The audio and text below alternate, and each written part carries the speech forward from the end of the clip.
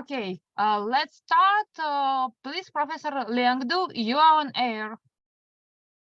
Thank you, everyone. So today I would basically give you an overview of how do we operate the electricity markets in the States, and I'll briefly touch how the Europe is doing now, and I will cover mostly from what's going to be the impact and the challenges by what we call distributed energy resources. That includes solar, wind, offshore wind, electrified transportation, and everything else. This is how our university looks like. So we are a state of related university. That's how we call themselves. We founded about approximately 150 years, 40 something years ago. We have a couple of campuses here and there, and we are basically close to the center city of Philadelphia. What else? Right. So about me, I guess I've been introduced, so I will skip that part. So I wanted to mention that for me, when I was a student, I had there's someone who shared a desk with me in the office, and he's from Ukraine. We also have neighbors that are actually from Ukraine. So you probably don't believe that, but if I walk around at where I live, I can see your national flag everywhere, and flag saying we stand with Ukraine, stuff like that. So every Ukrainian people I've met is very nice, So I'm happy to do this. All right, so I would go from the very basics, right? So we're talking about the electricity here. So conventionally, electricity, the basic structure is we have to have a generation. Then you have a high voltage transmission line, which is typically cross hundreds or even thousands of kilometers going from one place to another.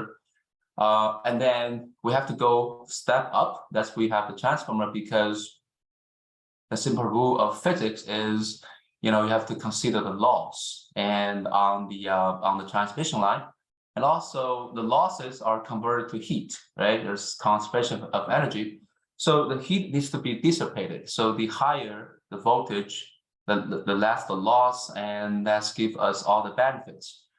But the problem is we have to step down. Right, because here in States we use 110 volts. I believe most of Europe they use 210, 220, and some places 240, some places 120, but that's not the same voltage level. So we typically have multiple step down transformers. So typically there's a substation somewhere in the city, covers the town, the region, that steps down to 10, 11 kilovolts. And then we have the transmission line, which is much lower voltage. And then depends on what the application for the like the residential, we typically have another 1 or 2 step down transformers. If there's an industry plant, they typically use a couple of volts.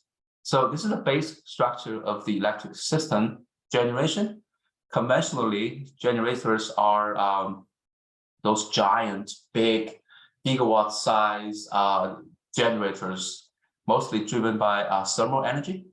They are as big as a building, and that's what provides the inertia. And generation, transmission, and the distribution. Nowadays, we typically add another layer, which is the end user, because we are the ones who use electricity, and there are options that we can choose at home, especially at buildings, to try to decide what we do. So that becomes generation, transmission, distribution, and end user. Any questions? I think this makes sense, right? So the whole in the States, there are changes are being made and going on in terms of how do we use electricity. The main thing happening is we use more and more renewables. Like the North American power grid, that's what we call it, is mostly the US and Canada. It's all interconnected. So that's probably one of the most complicated infrastructure. It has many lines, many generators. It's big. So there's good things and bad things about being big. Being a big system, which means we have enough resource, we have enough backup, we have enough reserves, we have enough inertia. So with something going on, the system can remain stable. But the challenging on being a big system is you typically don't know what is going on here and there because there's just too big and you can't install millions of sensors. Even though you can, how do you collect the data? How do you use them in real time? So there's a lot of discussion on that side. So and then there's concept of what the people call the Internet of Energy. So it's basically the concept is, think about internet, right? So if I wanted to go to open a certain website, what do? I just type the link and the command is sent through the servers. I access the certain server. I require information from there. Information is returned. So there was a big discussion on, can we do the same thing on energy? Basically, if I buy from that generator, right? How can I make sure that transaction happens, which is tricky because the electricity system is, think about a water tank. If you have a water tank, you have a number of inputs or injecting or inlets, let's put it that way. They're all dumping water and there's no difference in the water tank because at the outlet, you can't tell the cup of water you get where it comes from. Right? You can't tell this is coming from inlet 1 or inlet 2 because there's no difference. That's the same thing for electricity. You can't tell what generated the electricity you're using. Is that coming from solar? Is that coming from wind? Is that coming from thermal, nuclear? We don't know. So as you can see that, we're trying to decarbonize, which means trying to reduce the amount of thermal energy, and we're trying to go in like black for coal. You can see that this is dropping, and the renewables keep going, and the natural gas is remaining relatively the same. That's due to the shale gas revolution. We have plenty of natural gas. So right. So and then it is going on. So out of all the renewables, solar and wind, they are typically considered as the two main resources, right? And the other one is also the electrical vehicles. So if you look at how this has been changing, we do expect that on the residential side in states, that's a big part. You can see residential, commercial, that's most of the buildings use about 2/3 of the electricity in states. Industrial about 30%, 1/3, and we barely spend anything on the transportation. So buildings are the main resources, like residential, commercial, industrial, they are each about 1/3. Right, so next one. This is how the US Please, power I grid. make one note. I'm sorry. Yeah. Go ahead. Тут є такий складний термін, який може бути трішки незрозумілий для студентів. Інтернет енергії. Це такий технологічний термін. На даний час це дуже важливий. Він стосується саме модернізації та автоматизації електроенергетичної інфраструктури для як виробників енергії, так це важливо і для споживачів. Для виробництва це дозволяє енергії рухатись, по суті, ефективніше, мати менші викиди, модернізувати свою систему. І він, по суті, походить від розширеного такого поняття, як інтернет речей, які саме ці технології допомогли розробити розподілені енергетичні системи, які саме і складають інтернет енергії. Thank you. Good. I'm sorry, thank you. Okay, no problem. This is how the US looks like right now. So the whole US electricity grid is divided into 3 interconnections. We have the Eastern interconnection, we have the Western interconnection, and we have Texas, right? So, and each interconnection is, we call it an interconnection because I would assume that everybody knows the difference between AC and DC, alternate current and direct current. Within each interconnection, it's all synchronized on the one frequency. And in the East, it's one frequency around 60 hertz. We never get exactly 60 hertz. You may get 59.98, while in Western, maybe like 59.99, in Texas, maybe 60.01. So within each interconnection, it's AC synchronized. Between any 2 interconnection, that's what we have the high voltage direct current HVDC lines. So the good thing about HVDC is they don't have phase angle because they're DC. There's no frequency, there's no phase angle. So the DC, what we call the DC tie lines, that's connect them together. And 3 interconnections, the reason we have that is we want to make sure in the worst case, if something happens in the East Coast, and in the worst case, we can cut off the DC tie lines and make sure whatever fault is not propagated and covers the whole country, we can still have Western and Texas. Well, which never happened. But that's one of the main purpose. We don't want to put all eggs in one basket. But we still want the interconnection because they are synchronized, they share resource, and then that maintains the system stability. So there are, if you zoom in a little bit, this is the high voltage lines, as you can see. These are the voltage lines. If you zoom in a little bit, that goes to probably lower voltage transmission line and the distribution networks. So this is how the cities look like. They're all interconnected like this. And typically we model them. This is what we call a single line diagram, which means each line like this, this is what we call a single line. Each line like this represents a town, an area, and we assume that that one place has the same voltage, which means all of the dots collect to any single line at the same voltage. That's typically how we do power system analysis. That's how we want to make sure how much power is flowing on this line. You can see that this line is about like 30–40% loaded, so we are good. This line pretty heavy loaded, right? Maybe 90–80% we need to watch because we don't want to overload anything. So that's how we do power system analysis.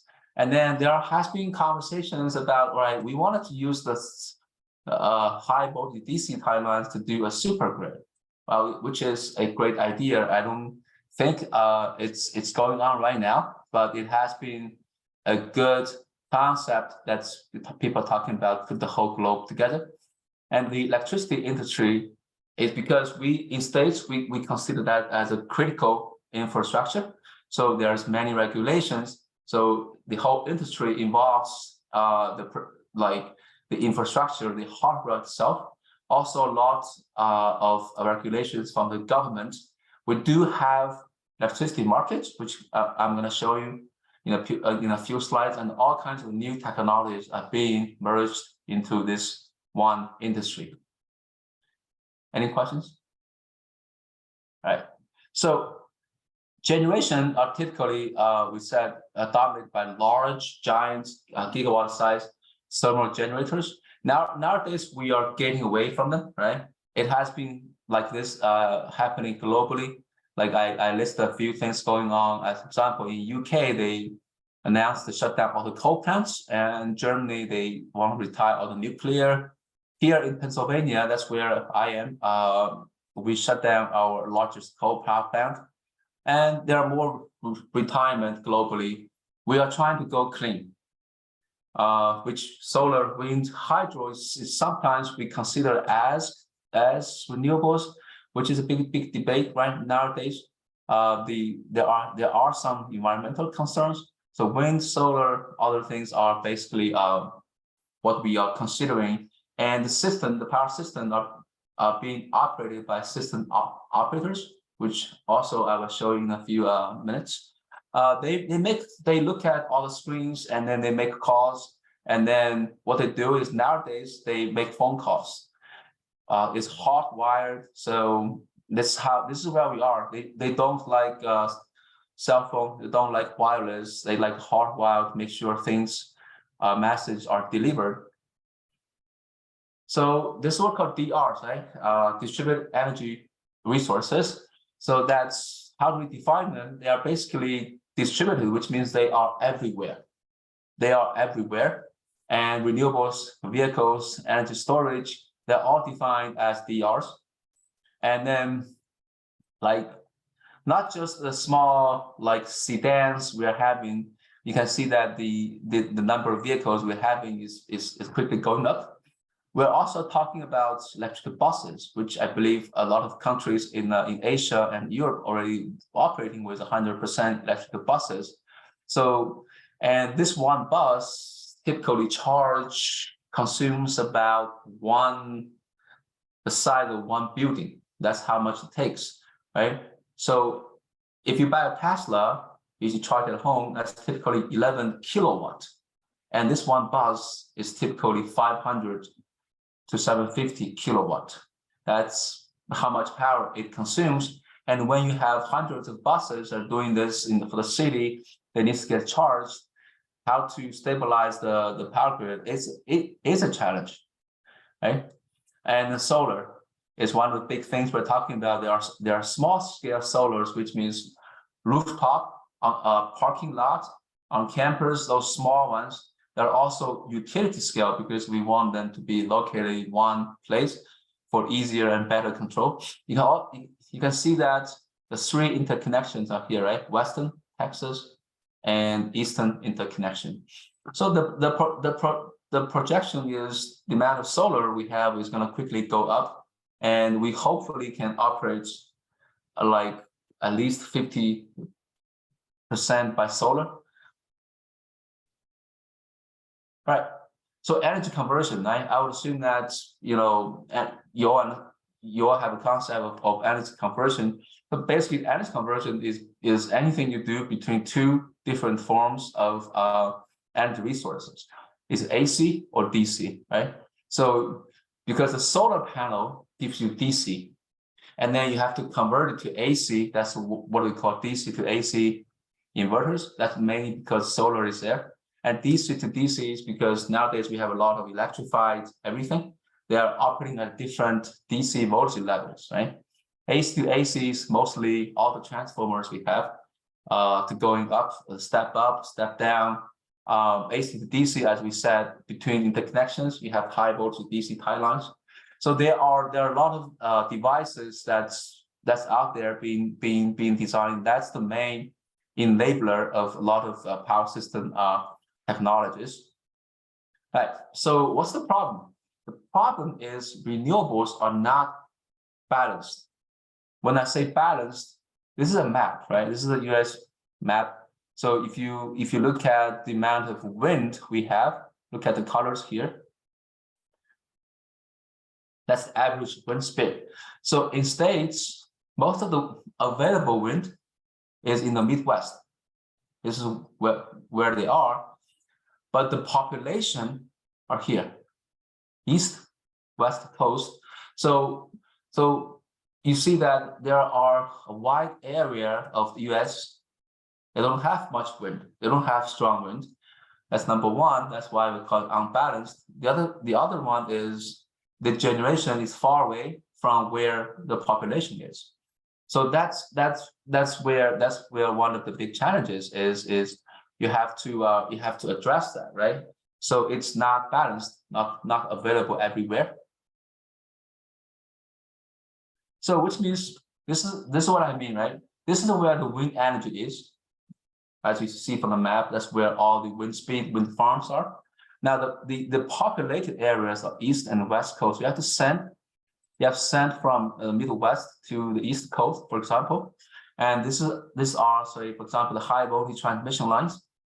There are congestion because each line can only take this much capacity, right? So unless you build more lines, you have to find a way to integrate all the wind generated in the Midwest and use them somehow. So that's one problem. And the other problem is like the supply and demand, they don't always match, right? Sometimes at night, that's where the wind is strong, you get all the wind energy, but at night there's no demand. This is my point. At daytime, that's where when the demand is high, there's probably no wind. So that's where supply and demand, they don't typically match. And the wind operation is typically depends on, you need to make a forecast. How in the next an hour, next 30 minutes, how much wind do I have? How much wind energy I can get from the wind turbines? And that's forecast is not always accurate. And there's inaccuracy, there are sudden variations in the wind forecast. So you can't have a very reliable generation as the thermal power plants, which hold steady as long as you send in fuel. So that's all the concerns or the challenge we have right now with all the wind energy. Solar is the same thing, right? Now, if you look at a solar map, right, this is the total solar irradiance. The West Coast has all the solar. And on the East Coast, like where we are, like I am, we are here. We don't have strong solar irradiance. That's the problem. You can put the same power solar panel. It doesn't mean that you get the same solar. So they have very strong solar. Like in California, they have been running a lot of those solar programs. But in states like New Mexico, Utah, Nevada, they are not very populated. That's the problem. Like it's also, you can see that there's also a problem of this unbalanced mismatch and uneven availability of resources. That's unfortunately what nature gives us. So, and also that means we have to take care of that as well. So, and also the demand, right? The demand is never a straight line. The total amount of electricity that like people, like if you look at the city or town consumes, is not a straight line. So back to 2010, I think they invented this famous duck curve because it looks like a duck. That means, you know, it's almost steady all the way until maybe 9 p.m. a.m. That's in the morning. And when people go out for work, and the total demand drops, right? The total demand drops, and then, you know, and when it pick up like 5, 6 p.m. when people start to get back home from work, when they get home, they start to put everything on, right? Stoves, TV, washer, dryer, everything when people start to get home. So 5, 6 p.m. all the way up to about 8, 9 p.m. That's all the most activities. We cook, you know, do everything, and then slowly people go to bed and the demand drops. So this curve looks like a duck. That's what they call the duck curve. And then now, obviously, you won't have a steady amount of generation, right? And also in the daytime, like this is like, look at where like the noon, right? Where the demand is the lowest, that's where the solar irradiance is the strongest, around noon. So you have all the solar energy around noon, but you don't have that much demand. So how do you use them? You can't put a lot of storage because that's impossible. The amount of resource I put in storage is unbelievable, right? So, and this is like I got it from the city of Philadelphia, and this is August, this is September, right? You can see that during the days, it's also a seasonal thing. During the summertime, like the patterns are more or less the same, right? But you see from August to September, like from summer to winter, you see a significant change on where people start to do something, right? You're talking about 1 hour difference. Also, in summertime, people get back home late, right? Because it's the sunshine, go there, maybe dinner outside, maybe party, I don't know. That happens at 8. But like when it gets to winter time, you're also talking about 1 hour difference. So it's never a steady thing. It's weekday versus weekend is different. Regular days versus holiday is different. Season makes different. Weather makes a difference. And this is what I said, right? Look at this curve. That's when do you have solar, and then this is when the solar is highest, you don't have much demand. So there's a lot of mismatch and uncertainty, not just in generation, but also in demand. That's the type of problem we are looking at to address a power system like this size. Right. So the average price, we can see that California is high, it's very high, and in the what we call the New England area is also high, and most of the others are pretty fine. Now the problem with like New York and New England is because their infrastructure is too old, right? And there's not much lines goes in, and therefore they have to use more local generation, which is typically smaller but more expensive. Well, in those big states, they're all interconnected, they share all the resources, and then their price is much cheaper. So interconnected, have more resources, have more transmission lines. It's important. It's pretty important. California is because they have a lot of solar programs. They have programs to build charging stations for electric vehicles. They have all the reliability standards. So it's all different. That's the point I'm trying to make. If we look into why they're so different. And here in Pennsylvania, again, the cost is relatively steady. And that's where we have that reconstructing, which we're going to show you in 1 or 2 slides. That's because we decided we wanted to bring in the concept of market,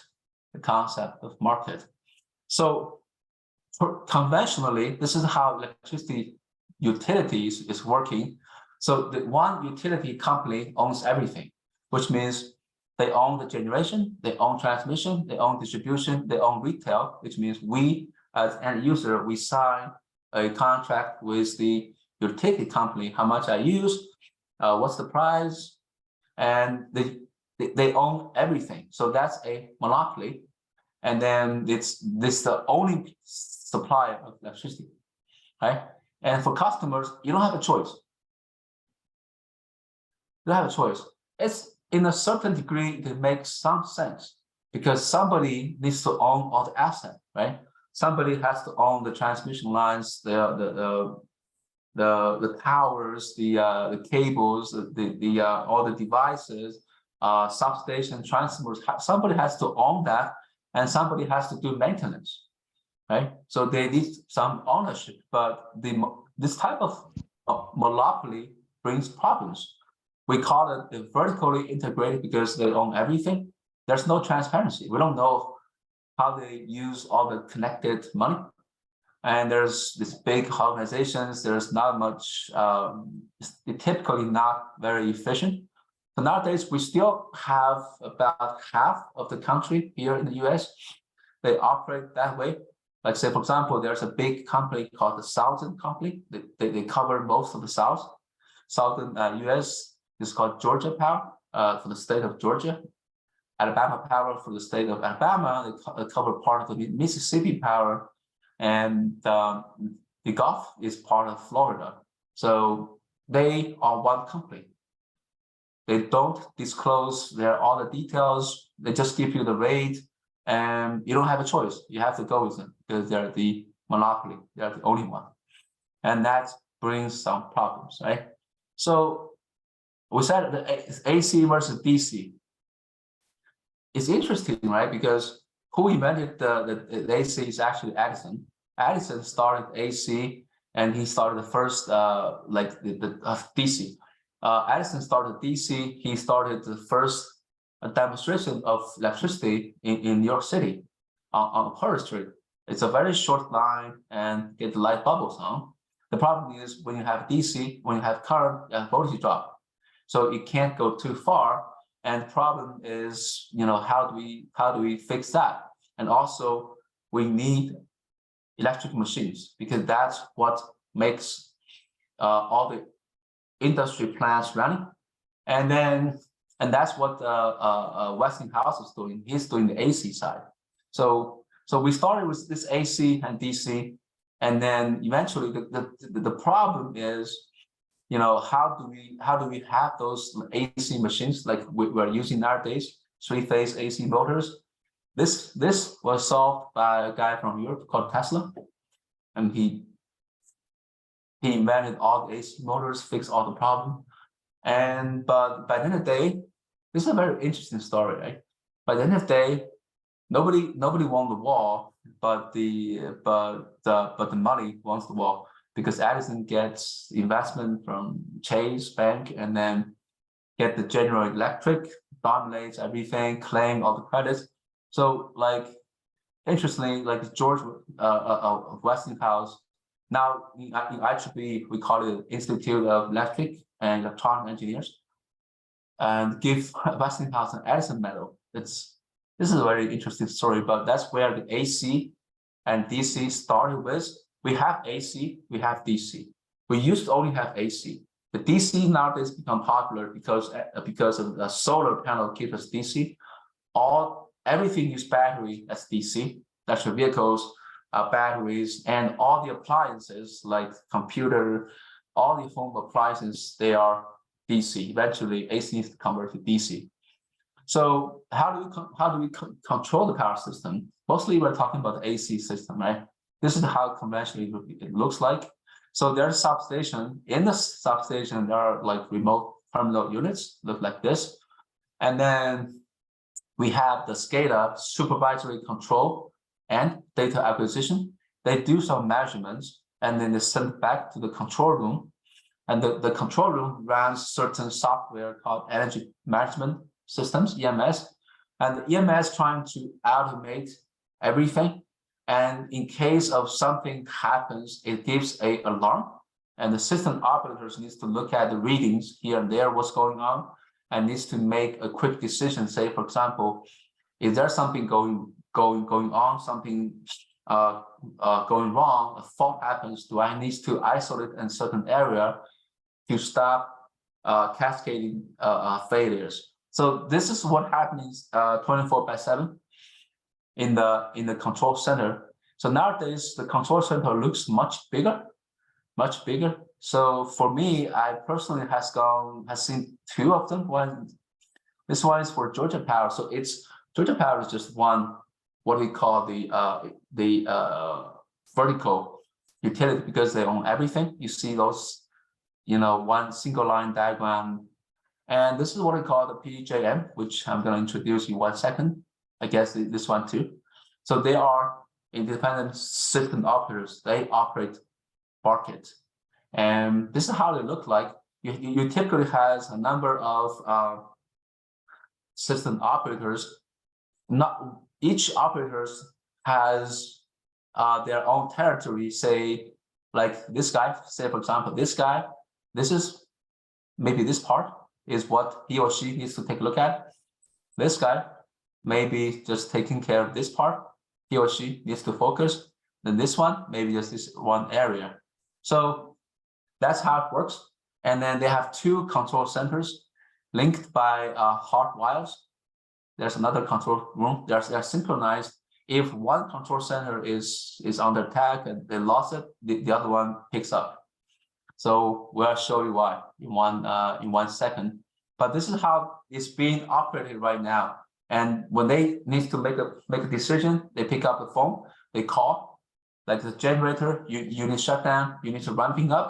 They need to call an industry plant, you need to shut down, or they call for control actions, like they are monitoring all the things. So Please competition. make a comment. Yeah. I'm sorry. Please previous. Yes, thank you.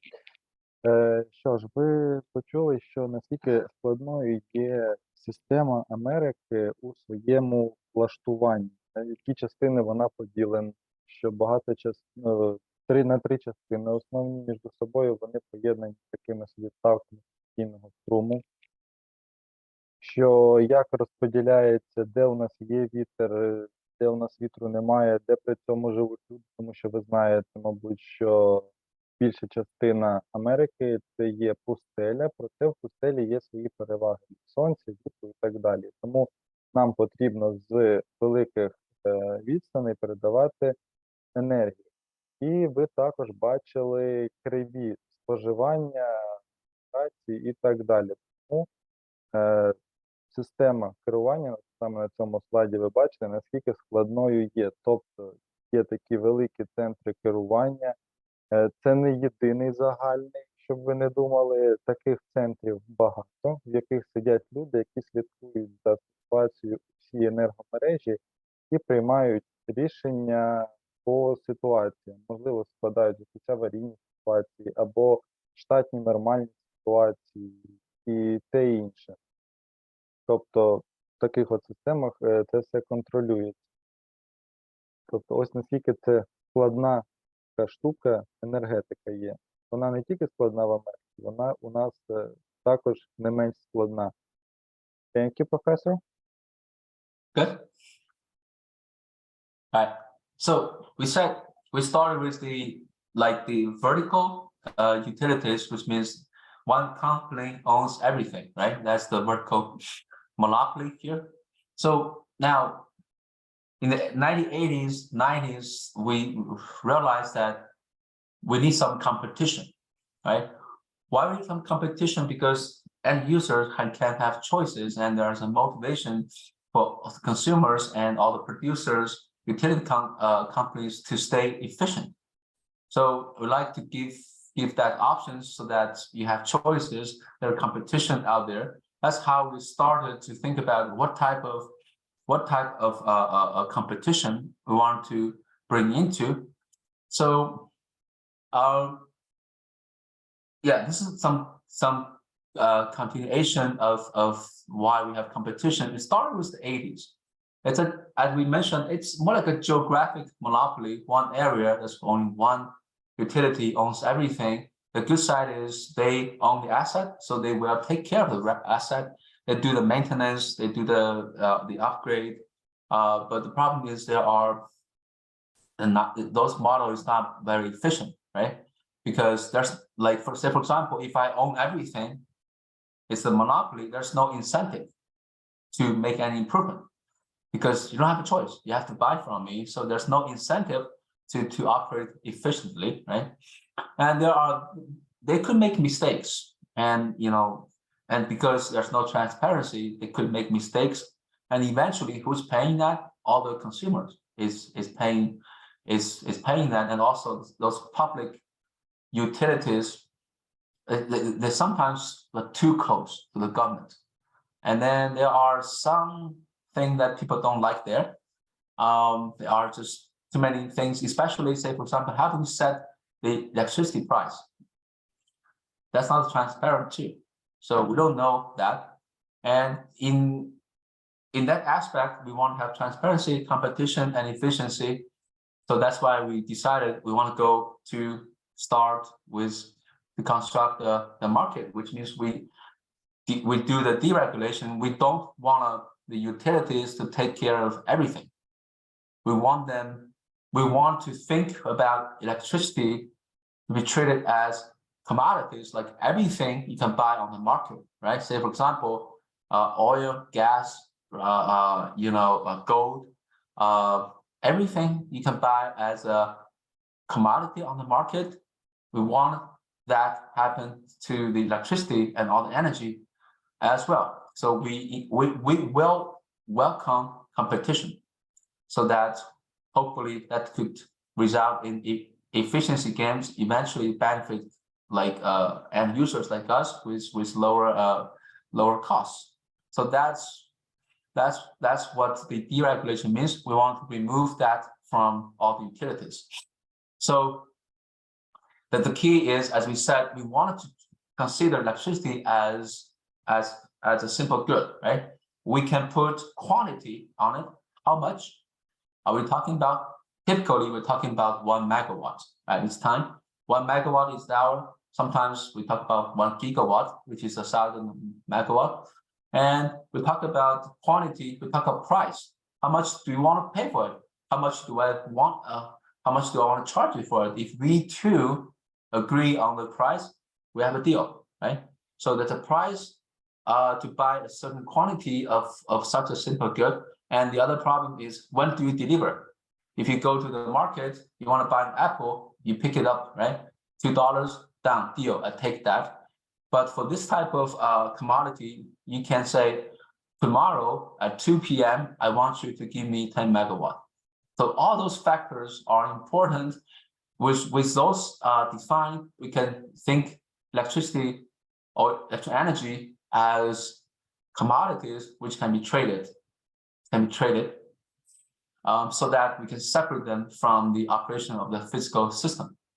So what is a market, right? As we said, in the market, we're talking about the products. The products needs to define the price and quantity. How much are we buying for what cost, right? So, and for electricity, that's a big difference is you have to talk about when to deliver. And also, unlike most of other things you can buy on the market, like electricity cannot be destroyed. It's a type of energy. If you produce them, you have to use them. If you don't use the electric energy, you can't destroy energy. You have to store them or convert electric energy to other type of energy. Otherwise, right, you have an imbalance between supply and demand. Your power system is become unstable. That's a big part. So you have to clearly define when and how much you're gonna provide. Also, on the consumer side, how much do you buy? So if you sign a contract, say tomorrow at 2 p.m., I want to use 10 megawatt, you cannot come back and say, I only need 5 megawatt.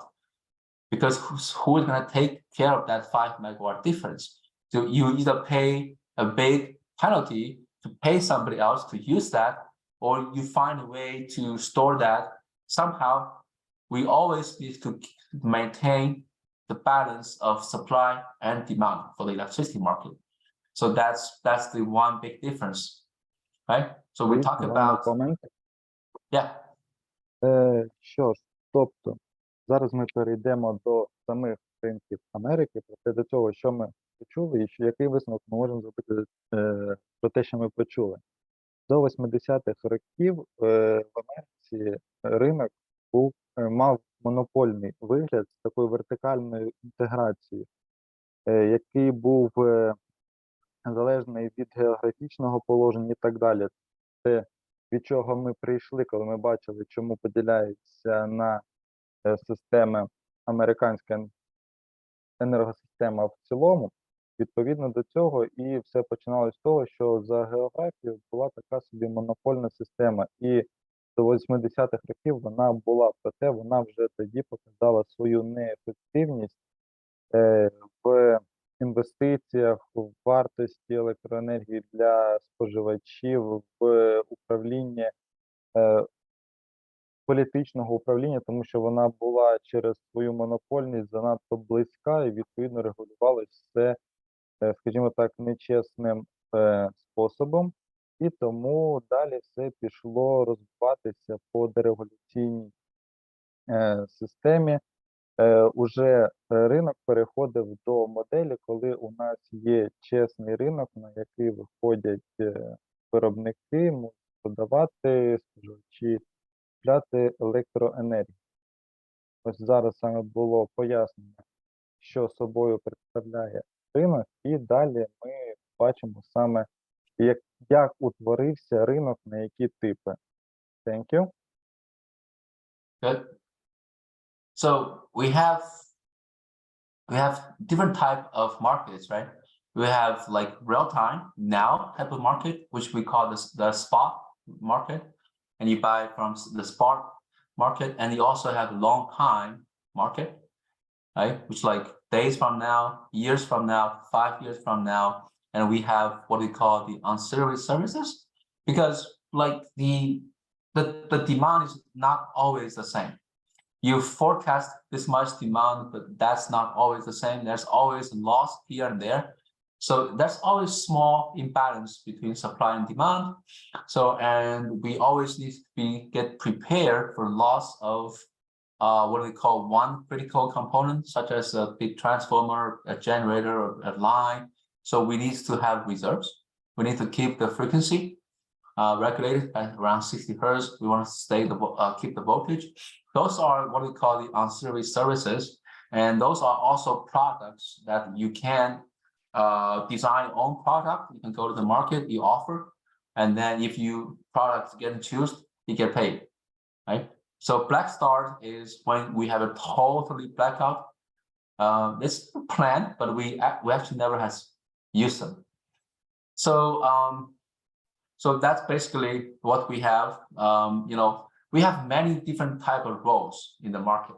So nowadays, we still, as we said, we have 50% of the country still running this vertical, and other 50, half of the country, it's more like an open table for everybody. So those participants in the market, they all have a different role. One big requirement is you cannot have two roles. If you participate in the market, say for example, you cannot, as a company, you cannot own both generation and distribution, which means you can't be the player on both sides. So the concern is that if you are both buying and selling, you can manipulate the market. So you can only take one role. So if you're a generating company, you're selling, right? You sell electricity, you cannot buy at the same time. So you are a generating company and you produce, you sell. You can own one plant or you own many plants. It's your call, and you offer what service you want to offer to the market, at what cost, when. That's what we call the generation company. Sometimes we call it a generation organization, GOs. There are independent power producers, which means I am not related to a utility. I can produce. I can produce. So say, for example, all of those distributed energy resources, you can think about them as independent power producers. You just need to find somebody to buy it. So you have a distribution market. You have a distribution company. They don't own generation. They mostly do the distribution. They buy at the wholesale from the market, and then they do distribution as a distribution company or retailers. You sell it to the consumers, right? So, and then they are all participants. There are consumers, and there are market operators. They need to make sure that this is all the list of buyings. This is all the list of sellings, and then you need to make the settlement by 5 p.m. every day to what we call the clear the market. So we have independent system operators. So those are one of the roles we're going to talk about because they don't own asset. Independent system operators, they don't own asset. They monitor the market. They monitor the system. They want to make sure the system works. And if something goes wrong, they need to take actions. They are a transmission company. They own transmission lines. If I want to use your transmission line, I need to pay you. That's how it works. So now we have, if we recall the first slide, you remember we have generation, transmission, distribution, and end user, right? Now we have a role for the generation. We have a role for transmission. We have a role for distribution. For end users, we have a role for retailers, right? We have all the roles, and we have the independent system operator who operate the market, and we have the regulator, which is the government. They make policies. They want to make sure this is what they like. They wanted to make sure there are regulations, there are laws need to be made to make sure nothing goes wrong, right? There are small consumers, large consumers, small like just us, you just by yourself, large ones like a big industry plant. Sometimes if you offer a big chunk of money saying, we are seriously don't have enough generation right now, can you shut down one product line? I'll pay you. You're gonna do it. That's what we call demand response. That's also a big big part. So Please, ISOs. small comment. Yeah. Що ж, тут ми почули, що є різні типи ринків, такі як спотовий, long-term energy, ринок допоміжних послуг і так далі. Також у нас є велика кількість саме учасників ринку, які відповідають за, скажімо так, свою частину. Тобто є регулятор від влади, який доглядає за чесністю проведення операторів. Є також незалежні системні оператори, які також відсліджують нормальну роботу, щоб все відбувалося чесно, прозоро і так далі. Є різні компанії, і також ми доходимо до маленьких споживачів, такі як домогосподарства, і є великі споживачі, які також так чи інакше є учасниками цього ринку. Thank you. So the big part is what we call ISOs, independent system operators. All of them are also regional transmission organizations. So they are an organization. They don't own any asset. They operate electricity market. They talk to each other if they need to share resources, something going on. I don't have enough resource. So they are regulated by the Congress. Nowadays, they operate the wholesale market. They do plannings. Like 5 years from now, I would expect what's the population, what's the demand. I want to make sure 5, 10, 15 years from now, my service territory has enough resource to generate. I need to make sure I have enough reserves. You know, they do reliability planning. So they don't own assets, and they're non-profit. So in states we have six. So we have mid-continent ISO, what we call MISO, and here where we are in Pennsylvania, somewhere here, it's called PJM, Pennsylvania, Jersey, which is New Jersey and Maryland. So it started with 3 states, and seems like their electricity market, the whole architectural mechanism is well designed and people like it. And then it quickly grows. Nowadays, PJM operates about 25% of US GDP. And then it's the largest electricity market in the world. And then it covers 13 states, and the capital of US is DC, somewhere here. So that's the main one we are working with. There are other ones, like in California, they have California ISO, New York, the New York ISO, and New England ISO. That's 1, 2, 3, 4. And also there's part of that is also covered with Canada, and there are ISOs that's included in Texas. They are not a regional transmission because Texas is a interconnection by itself, right?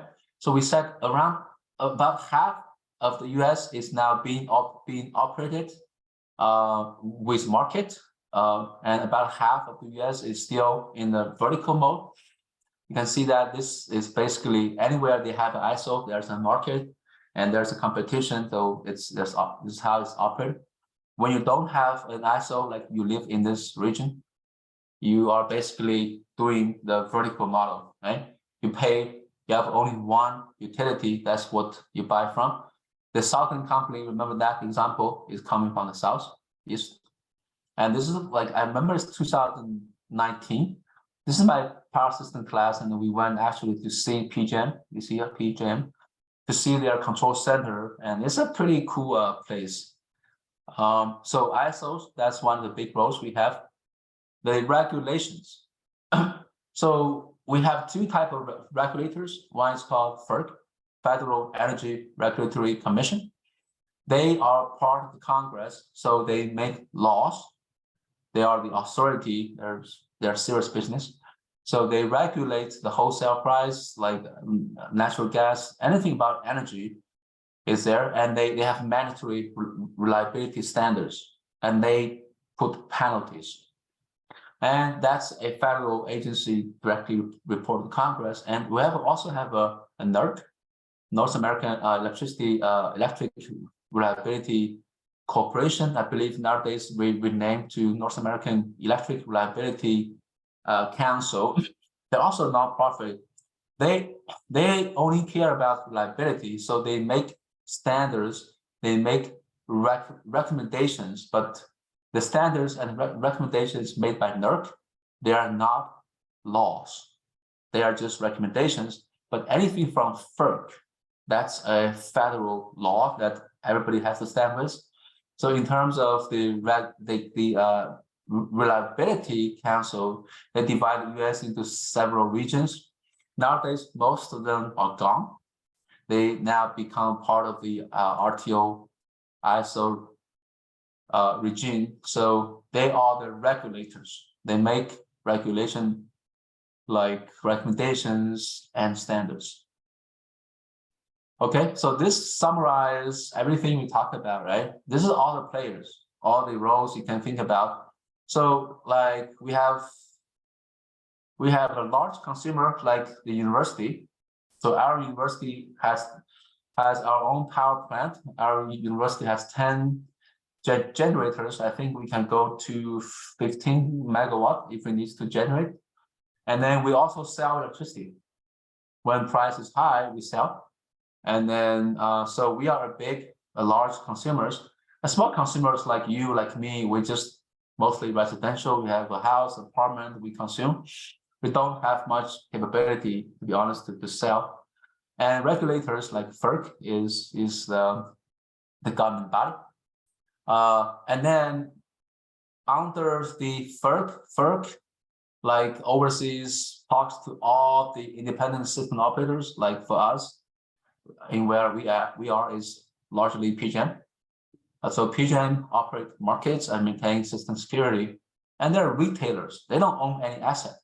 They buy a big chunk of electricity from wholesale and resell to customers. They just try to take some profit. They are distribution companies. So this is called Philadelphia Energy Company, PECO. That's where our local utility is. They own and operate the distribution lines, the networks, and there are transmission companies. They only have transmission. If you use their transmission line, you pay them. If you don't pay them.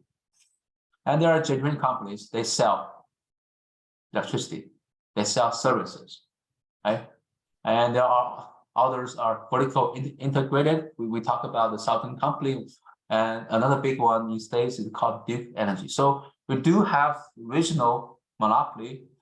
Unlike for many countries, there's only one utility company. Like in here, we have a lot of utility companies. It's just countries big and something like that. So before I go on, I want to show you one thing, like what's going on in the right. So this in the Europe, this is a European, right? We have something similar. It's called ANSOE. It's also an interconnection of markets. You see, it's all interconnected, right? If you show only the border, this is like high voltage lines connect all the countries, right? And I actually looked for where you guys are.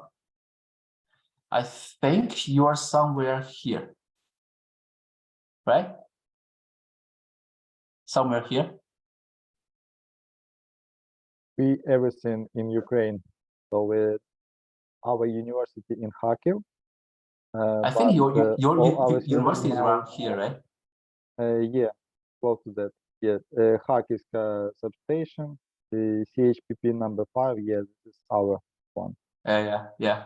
You see, it's also interconnected, right? So they also operate certain markets. This is ANSO. They have ancillary services. They have everything, which I'm going to introduce to you what is ancillary service. It's interesting, right? So if you look at what is part of the ANSO right now, your national power company is an observer. I guess that means they haven't really opened the market to your national power company. It needs to, I think it takes time. my guess is you have only one national power company, right? So it's an integrated model. It owns everything. And all these member companies, I believe, they are part of ENSO. They are one market. Now, one interesting thing is you see they have Iceland, right? They have an Iceland utility. But when I look at the map, nobody is connected to Iceland. So I don't know how they make Iceland part of the electricity market. I asked many guys in Europe, they don't know either. So, but this is what you wanted to look at if you are interested in what is going on in Europe. It's called ENSO, ENSO E. Right. So let me go back. Any questions? Good. All right. So ENSO E it's like the combination of all of our ISOs altogether. That's basically what it is. Right. Okay, so the basic models of competition, right? So you have generators, you sell to the wholesalers, and then they can talk, they can exchange, and then as the distribution company, you buy from wholesale, and then you sell to the customer, and those wholesale wholesalers, and then they can exchange with each other, right? As one ISO can talk to the other ISO, one market can talk to the other market, and then that's typically a very basic model of competition. The competition comes from because they can exchange. The generator from this side may just offer much lower price, which means the generator here, if your price is too high, you know, I'm not buying from you. I can go through my wholesale, go this wholesale, go to other generators. The competition is there. Same for the distribution company. I can buy like this. I can choose from all these distribution companies. I don't have to stay with one of them. Same, right? So, you know, I can choose from this one or this one or this one. Because you need to go to the wholesale market, you need to buy a big chunk of it, and you need to make a better business plan. So as a consumer, I pay lower price. Same thing for the generation companies, right? If you're offering prices too high, nobody's buying from you. The distribution company, they're not going to buy from you. So you have all the offerings, but nobody's buying, and then you don't have your business. In order to get your business, you have to keep your price competitive. So this is how we operate nowadays in US. All the ISOs, they operate this wholesale market, and this is one of them. And then the generation companies needs to send in their bids, which typically occurs, and the distribution companies send in their offering, and then the system operator needs to make a match and settle, and so that by the end of 5 p.m. When the market closed, you have what's planned for tomorrow. That's the wholesale market. The competition comes from all levels, right? So what we don't really have is a distribution market. So we talk about it like for a very long time. I think some European countries have started to try out a distribution market, but it's not there yet. So basically, we enable retailers. You can own nothing, right? You can just start a company, don't own anything. You buy from the wholesale market, and you try to attract consumers, sign contract with you, and use and buy from you, right? And the risk there is, as we said, energy cannot be destroyed. Energy has to be used or converted or stored. If you buy a big chunk, 10 megawatt, and you only have 2 customers buying 2 megawatt, and then you bought actual 8 megawatt of electricity, and you have to use them. It's unlike you buy 10 apples, you only ate 2, and you can trash other 8. Electricity, you can't destroy it. So you have to use it, otherwise it's going to cause a big problem for the market, for the system. So you can't store it, so you have to pay somebody else to use it. So you can sometimes in the market you can see a negative price, which means if you use this, you get paid, which is a great thing that happens when somebody overbought, right? So that's we don't really have this retail market here. We'll see what's going to happen in the next couple of years, right? So type of markets we said that there are spot, there are forward. Spot is like now. Forward is more looking at the future, right? The goal is to match the supply and the demand, and through a equilibrium price, right? So we have quantity, quality, and price, as we said, and then on what day, when do you need to deliver? That's a big part of that. So a spot market is basically go and buy it, you take it, right? So the name comes from because you buy it on the spot. You go to a farmer's market, you like the apple, you buy it, you take it away, right? That's the spot market. And as a producer, I can sell, I sell exactly what I have. It's right now, I have 10 apples, then I have 10 apples. I don't care how much I have tomorrow. I have 10 right now, if you buy it right now. As a consumer, that's the same thing. I know exactly what I want. I have this total amount of money. I want to buy some lunch. I look at the price, right? If I want to buy 2 apples and 1 orange, I can do it. So that price changes quickly, right? Because things goes away. So that price is very unpredictable. It can be very low if nobody's buying. It could be very high if the demand is much higher than supply, right? You can think about winter. When winter time comes, right? Like everybody wants the heating.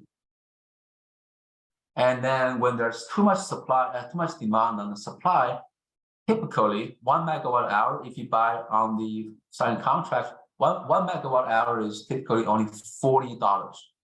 But we have seen like on the real-time price in 2021, when we have the Texas blackout, the price went up to 15,000 for 1 megawatt. Because I need to turn on my heater. I don't want to get freezed. I pay whatever it takes. So that's the spot market, right? You pay, you get it, you get the immediate delivery. There's nothing about future.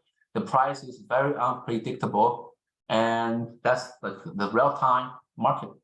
So it's good. I mean, but the problem is we need other type of markets because it's highly unpredictable because there's a risk, right? If the price is too high, everybody's producing, and then which drives more supply and demand.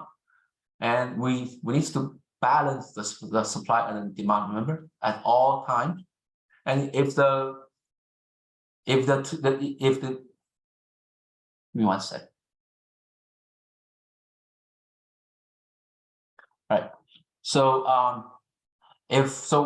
we need to keep that balance at all times. So spot market is not able to do everything. So we need other type of markets. That's what we have, the future contracts, the forward type of contracts. So I need to define which day I want it. They don't have it today. We sign a future contract, and then everything is locked in, right?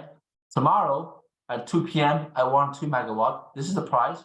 You're okay to do it. Let's sign a contract. I'm done, because tomorrow PM you're gonna do that. How to do that? That's your problem, right? Because you're the seller at the market. I'm the buyer. I pay the price. I sign the contract. The seller, the producer, needs to find a way to produce that. So that can cover a very long range. So that's how we operate our market nowadays. Right now, it's called a two-step settlement. The two-step settlement includes step one, what we call the day ahead. At this day, we do a forward contract on the market for tomorrow. So that's fixed, that's signed, it's a legal contract. You have to deliver this, I have to use this. It's the cost. So the day ahead, we typically cover 70–80%, depends, 70–80% of the forecast in demand for tomorrow. It's fixed, it's always there because it's a contract. So step two is the real-time market. because the generation may deviate.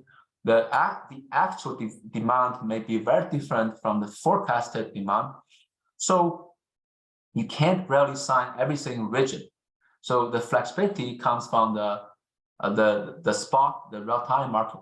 That's what we call the two-step settlement.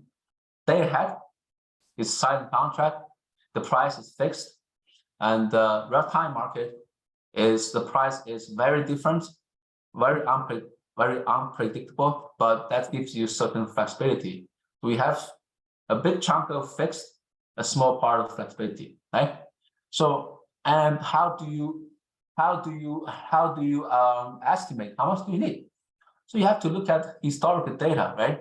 Like in the last 30 years, tomorrow is a Friday, it's January, it's winter, and I don't see any weather alarm, so I do a demand forecast, which is typically pretty accurate nowadays. They can get 99% of accuracy. So they use that to go to the market and put on the curve. This is my demand curve. This is the price I'm willing to pay at what time, right? To see who offers that much power at that time. If we're both happy, and then we sign a contract, the system operator clear or settle our contract, that is settled on the forward contract, right? So ancillary services, that's a big one. Ancillary services is important because that's a lot of money there. We were talking about billions of dollars every year spent on it. It's purely because everything is unpredictable. You forecast, for number one, right? You forecast what's going to be the load tomorrow, for next week, for everything, but the forecast it can't be 100% accurate, right? Number two, things happen. You have thousands of miles, you have a lot of lines, a lot of transformers. Such things happen. If there's a strong wind, the wind blows a tree falls on the transmission line, you lose that line, it changes the system, right? And then you need to have, system needs to respond, because now I lost certain amount of generation. I don't have a balance between my supply and demand. I need to get that, right? So that's what we call regulation. Regulation typically responds within a second or two. So that's where it quickly rebalance the system so that you keep the frequency at 60 hertz. So you have regulation up, you have regulation down. It's very fast response. You can think that's typically what you call the primary control. And then you have spinning reserves. Spinning reserves is typically you offer in 10-15 minutes right now. That's typically what we have. 10-15 minutes. If you lose a big generator, gigawatt of size, if you lose a big generator and the system frequency is going down, the voltage is going down, and you start to make phone calls. I want you to get online, get synchronized, because I don't have enough capacity. So you have 5-10 minutes to get synchronized to pick up where system was. That's typically when you have a big event, typically like something fell, and you have non-spinning reserve. That means, right, that non-spinning is you're looking for a generator. It's off, right? It's doing nothing. You have to start up the big generator. Unlike the spinning one it's already spinning. It's already spinning, right? So you just need it to give you more. Non-spinning, you have to start from black. So that takes much longer. So typically it is expected that I need you in 30 minutes. Non-spinning is the last resort. There are cascading failure. Nothing works. I don't want a complete blackout.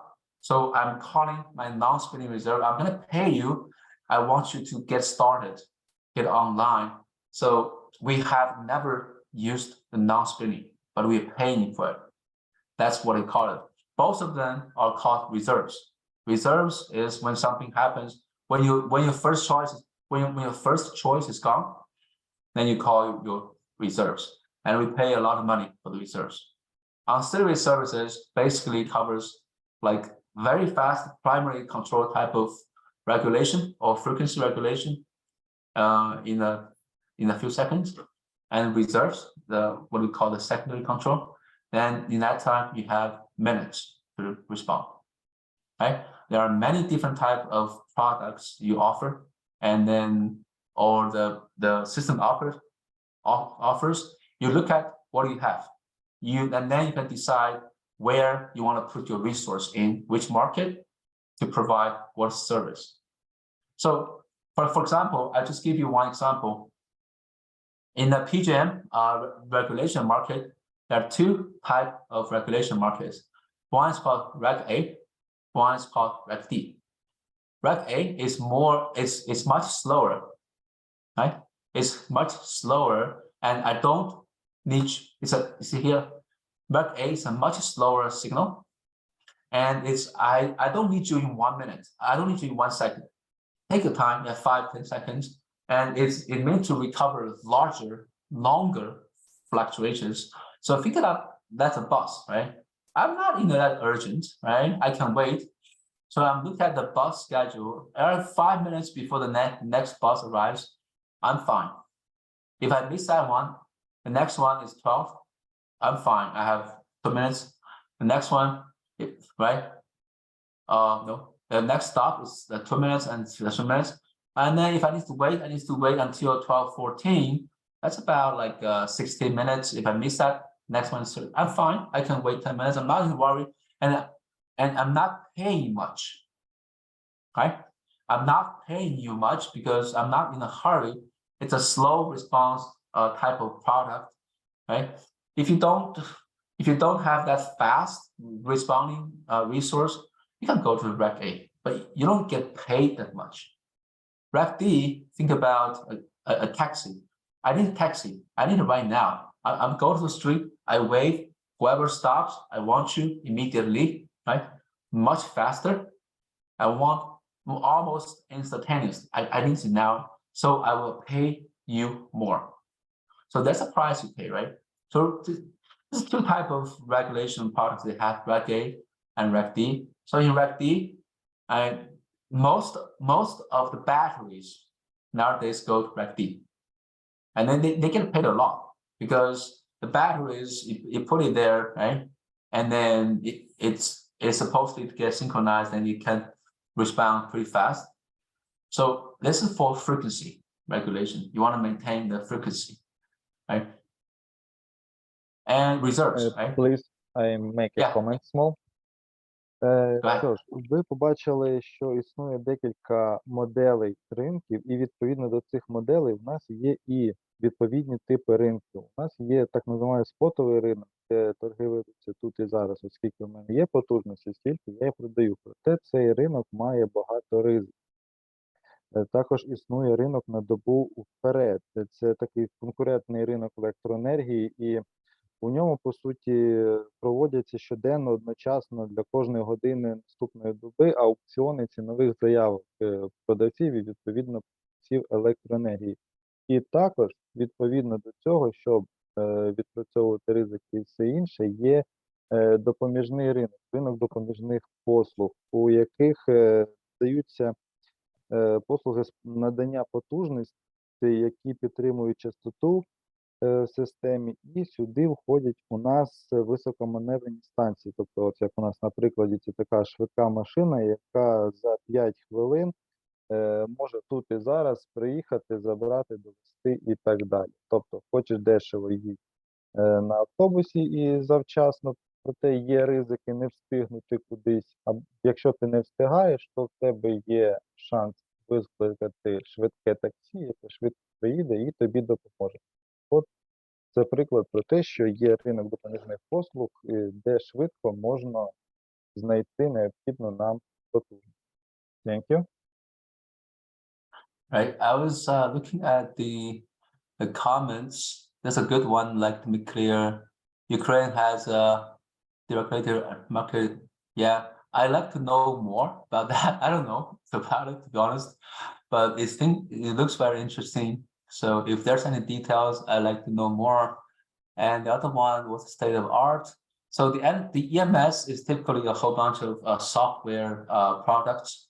So it only has a few major vendors. Most of them actually started from Europe. Siemens is a big one. Siemens, and there was one from France. It's called Alstom. Alstom was bought by a US company called GE. So nowadays they call it they don't call it Alstom Power anymore. It's GE Power.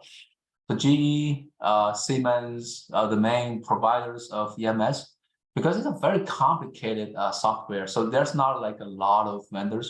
There's a few big ones that that they're trying to sell, right? So now you can think about this, right? So on the regulation market, obviously the only DR we can put on the market is it's probably the energy storage, right? Why? Because you know how much you can get from this energy storage. You know what's your state of charge. You know that you can actually deliver, because when you get caught, it's more like instantaneously or a second or two, so that you don't really have the time to look at how much solar my solar panel can give and how much wind do I have.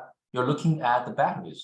That's basically what it is nowadays. So we haven't allowed any renewable resources to participate in the regulation market.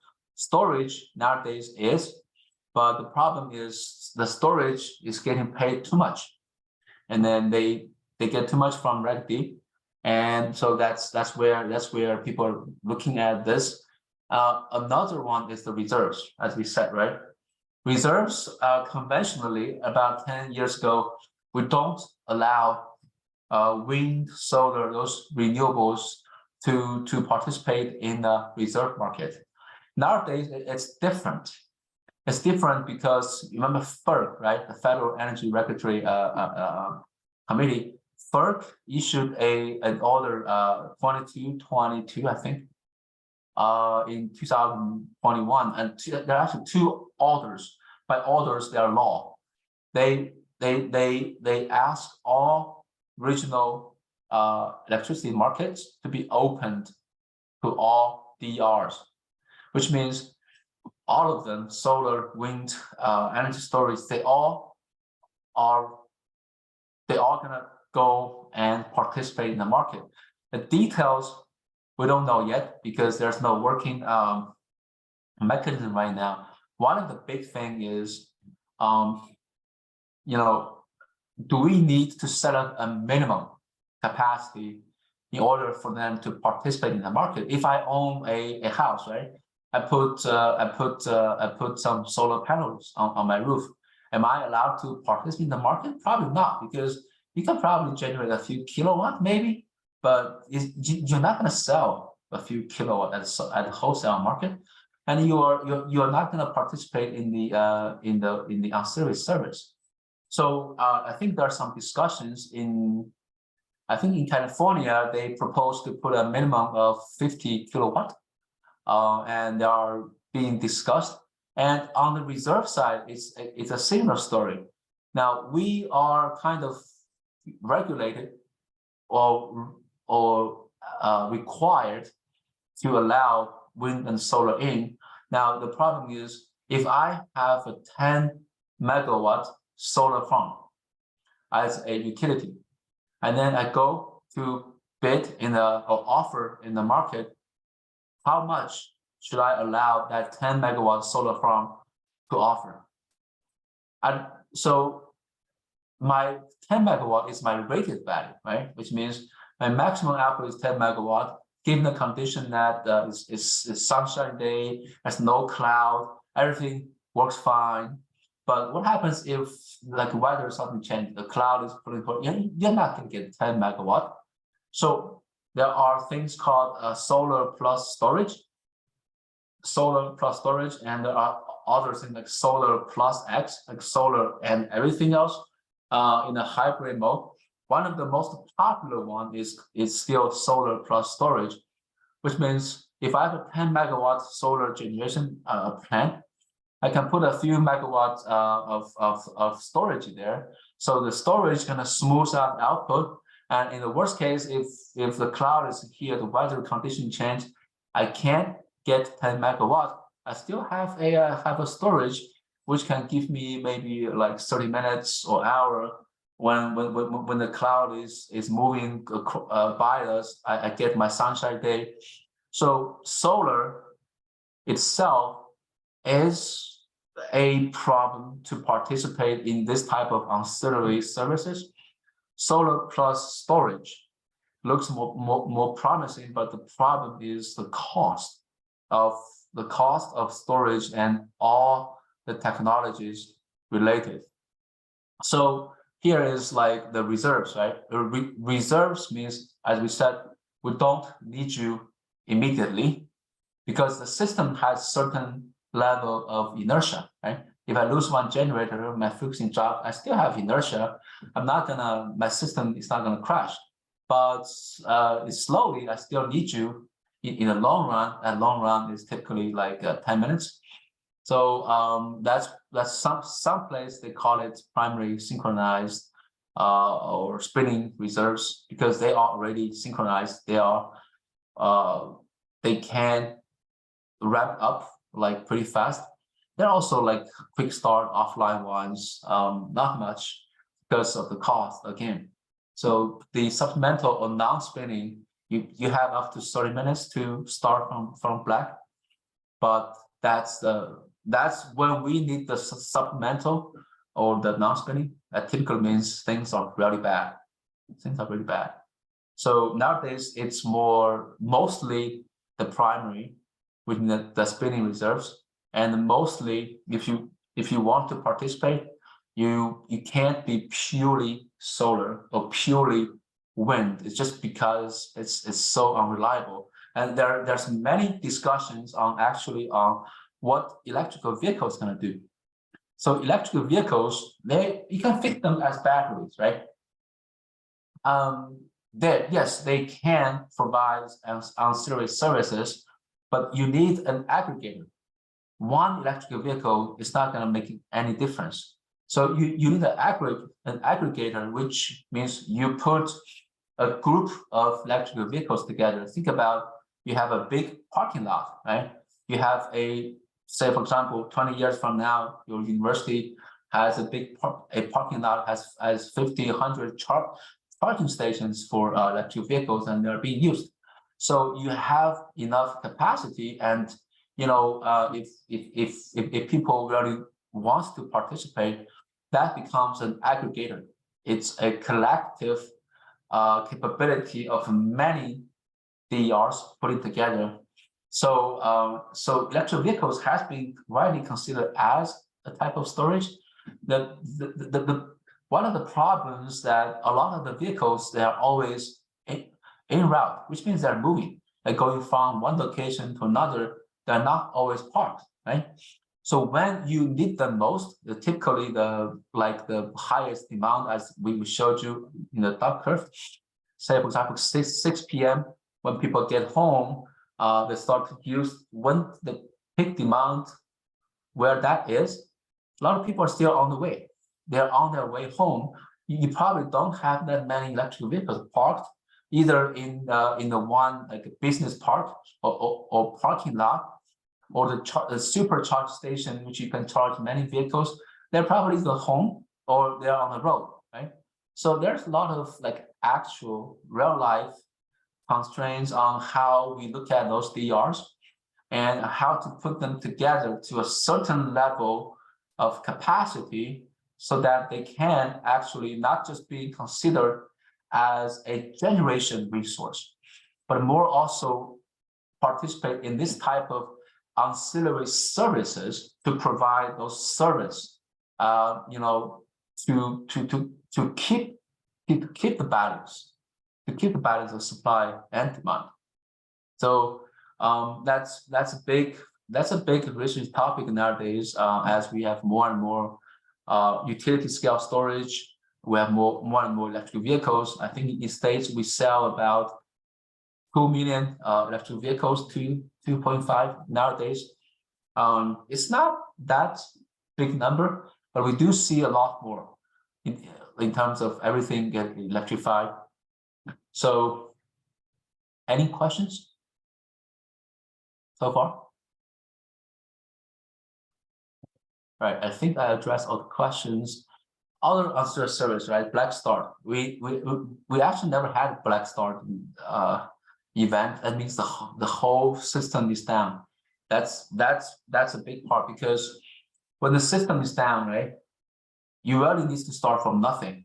And think about all of those reactive power you need to restore all the energy field, to get all the motors spinning at the spinning speed.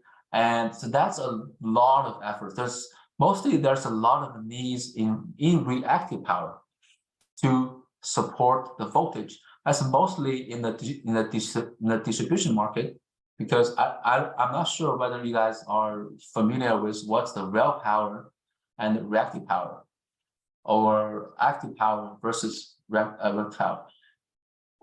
When we say kilowatt, megawatt, that's the real power, that's the active power. That's the power that's actually do the work. That's the power we pay in our utility bills. There's also another part called the reactive power. That's the power, they don't directly do the work, but they are the power that's consumed to maintain all the electrical magnetic field to hold the voltage, so that the active power, real power, can flow from one location to another with the voltage on the line hold. So that's a big part of the transmission network as well.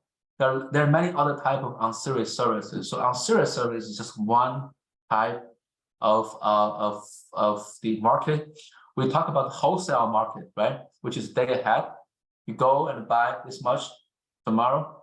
This is wholesale. We have ancillary services, and we have also like a planning, what we call the capacity market, which means 10 years from now, this is the population, this is the demand.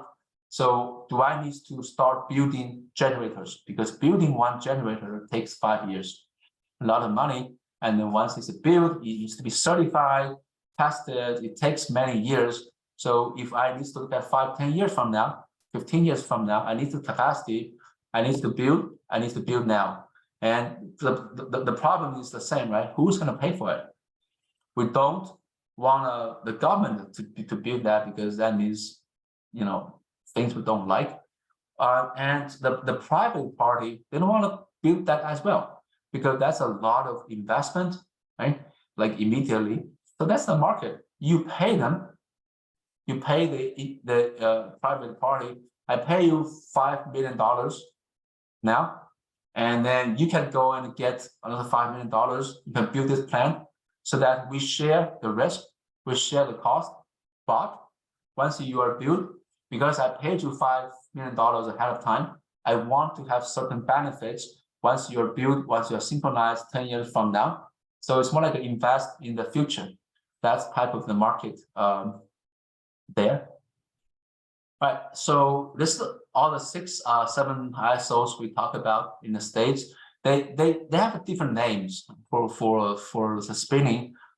Somebody called it spinning, somebody called it 10 minutes synchronized spinning, 10-minute spinning synchronized. This ISO in England, they're non-spinning, somebody called it non-spinning, supplemental. They all called different names. Regulation is regulation, right? So there's too many names, because everybody is operating for one region, and their market are not exactly the same. Depends on the population, the demand. Some areas are highly industrialized. Some area has no industry, has no manufacturing. So their market design are slightly different. The products they offer is also slightly different. But the whole architecture is the same. You have regulation, which is for frequency, which is for like a second, 2 seconds, or even less than a second to respond. You have spinning, you have not spinning. You just have different names and different prices and different things like that, right? So now we said with a lot of DRs, the problem is we lost the system inertia. Because if you recall the generation, right? The generations are conventionally, they're provided by big, giant thermal generators. They are big gigawatt size of like machines, when they rotate, they have inertia. And then if it's not easy to stop it or slow down, right? So the system has certain amount of inertia to maintain the frequency. But the problem is when you replace those machines with the renewable energies and with all the energy conversion devices, I showed in the first couple of slides, you don't have inertia. You don't have inertia. So, and then when the inertia is not there, the system becomes less steady because we don't have inertia. A small change can drop your frequency easily.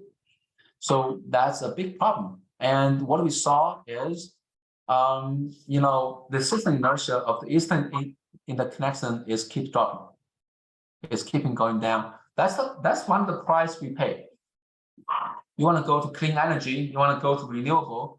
You want to get away from thermal. You want to get away from power plants, and then you don't have enough inertia. And when you don't have enough inertia, problem happens, right? You see that inertia is measured by beta. The unit is a megawatt per megahertz, which means if you lost this much megawatt, what's the frequency deviation, right?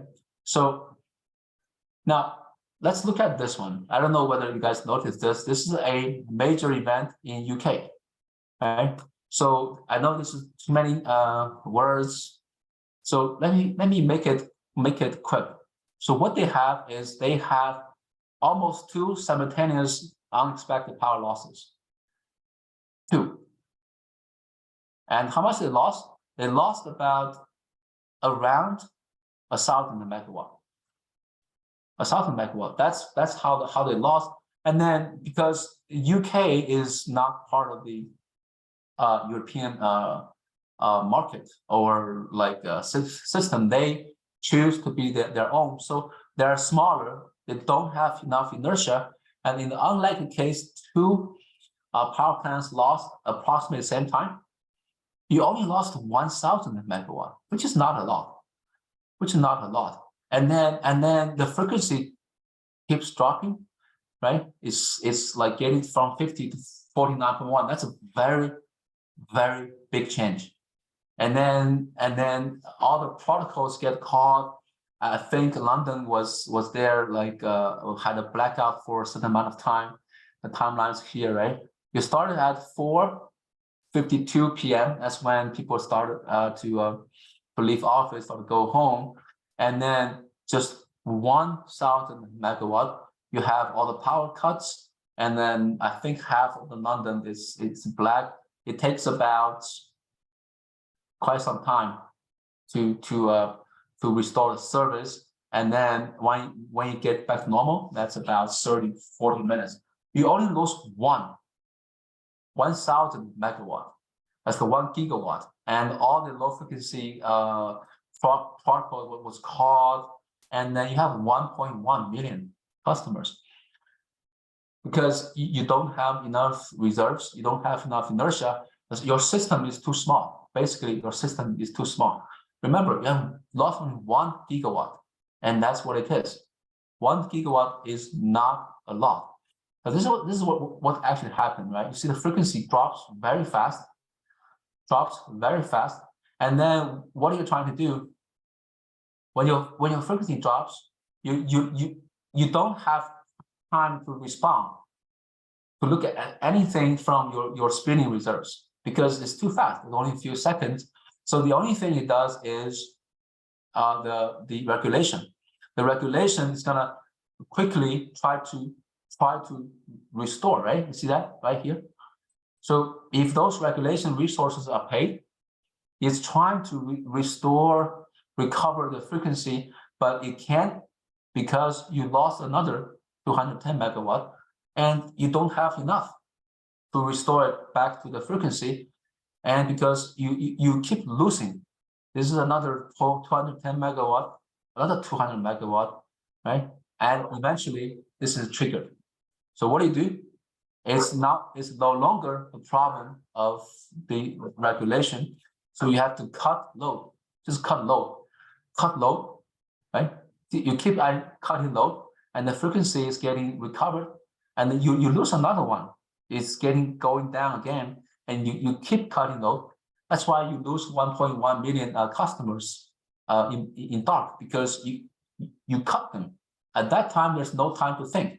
You just click a switch, that whole region is gone. Otherwise, if you don't do that, you're gonna be quickly in totally blackout, because the system is too small. The system is too small. You don't have enough inertia. You don't have any enough regulation. You don't have reserve, right? But this is what happens in Texas in 2021, and the whole Texas has been there for a couple of days.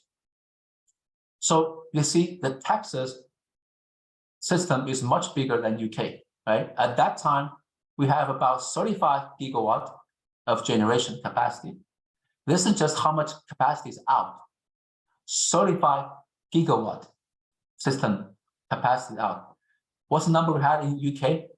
One gigawatt, right?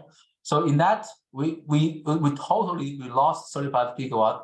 You see, this is the frequency. It should be at 60. This is where we lost 1.4. It's not too bad, right? This is still second. We lost another 248. We lost another 1,000. We lost all of this, but we did not see the rapid frequency drop like we saw in UK, right? Because this is just one state. The Texas is bigger, much bigger, has more resources, has a lot more regulation. So it's not that bad. It's 59.8. It's not ideal, but the system won't crash. So what do we do?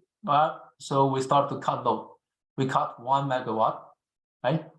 And it seems not enough. We lost another 600, another 688, another 500. So the frequency, we lost a lot more, right?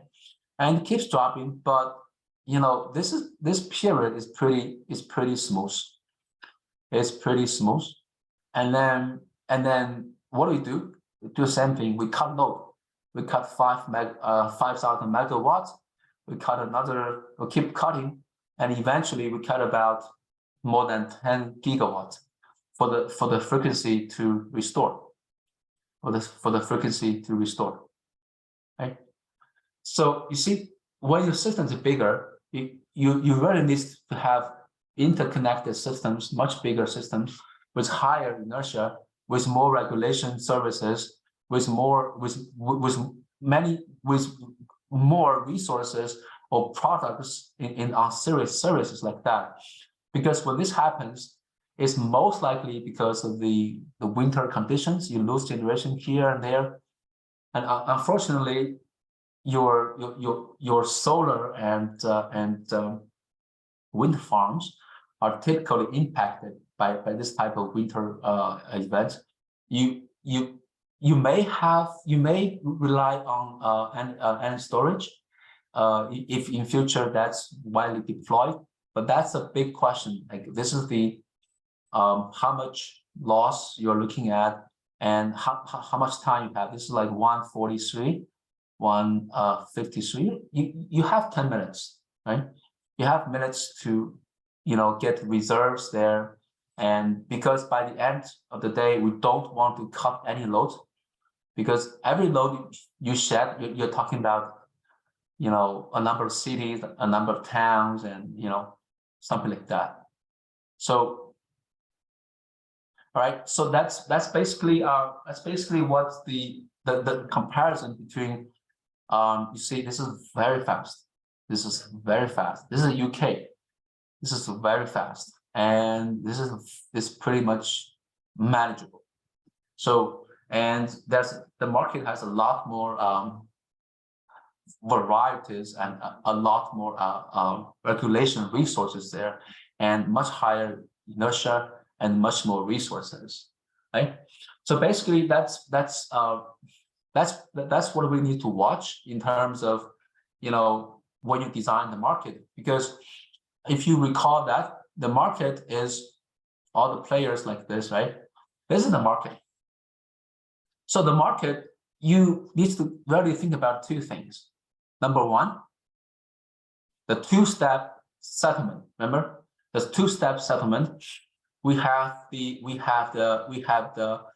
day ahead, which is fixed contract we sign, and step one, step two is the real time, right? But that's when everything works. When everything works, the two-step settlement works, right? Now, what I'm talking about here is when things don't work. Like everything is unexpected. The market doesn't work here. The market doesn't work here because I don't have the day ahead. It's not my fault because things trip, right? I can't deliver because you know it was something's going on, something's wrong. Mechanically, that device is wrong. I can't deliver. So in that case, the market doesn't work, right? So you have to have those response mechanism. That's where the ancillary services. And here, when you start to have load shedding, that's when the ancillary services don't work anymore. So the market is a good thing. When you talk about, I wanted to have competition, have transparency, lower the price, but the market also has its own limitations. The market cannot fix everything. Unless you redesign the market, what you're going to do, what resources, what products, what mechanisms you offer in those cases. Otherwise, nowadays, when you start to have load shedding, market doesn't work. And system operators take over. These are all manual operations, right? So the last thing I want to say is one thing good about the market is because you have transparency. If you go to pgm.com, I think you have all the market data. You have all the data, markets, everything is public. Like this is how much load is right now, what's the forecast, what's the forecast, the peak, what's the price, you know, what's the generation. You see coal is reducing, gas is still a big one. We don't have a lot of solar, as you know, as I showed you, we don't have solar. We don't have much wind, right? So the big part is still the natural gas. And you see the ancillary service market, right? That's the capacity market, right? That's energy market, that's the day ahead and the all the costs there. So it covers different aspects, but when things don't work, the system operators take over, you manually controls that. One thing we did not cover is all the financial tools related to the transmission on the market. So that's really takes quite some time. And I think I also covered the concept of demand response, right? Sometimes the system operator pay you because there's too much demand. I don't have enough supply. I pay you. You can either reduce your consumption to help the system operator to balance, or you can just generate something, but you get paid. That's called demand response. I think I covered most of the things I can cover in this time. I guess I will leave the rest, like 10 minutes, 9 minutes for the questions. Yeah, we have a couple questions in our chat. So first from Konstantin Mohatilov. I would like to make it clear, actually, Ukraine has had a deregulated energy market in the late 90s, not completely free, but work. This is like comment. Yeah, that one. That one. I addressed that one. I actually I don't know much about that, but I would like to know more. The other question in English is what's the current state of art of the EMS? I mean, the EMS, I think I already mentioned is mostly vendors are GE and Siemens. For smart grid, that's a very big topic. So it's I just wanted to actually ask about the smart grids in the United States, because as I understand, it's a big topic, it's not smart, right?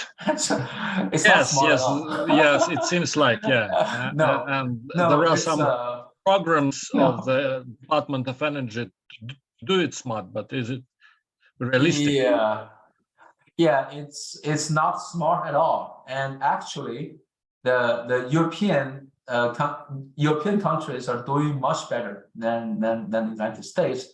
The problem is energy cost here is too slow. It is too low.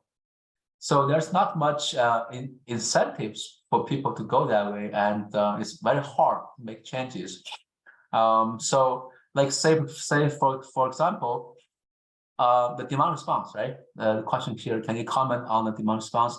So I remember I went to a conference in 2018, and then we have a very high-ranking officer from Georgia Power, if you remember.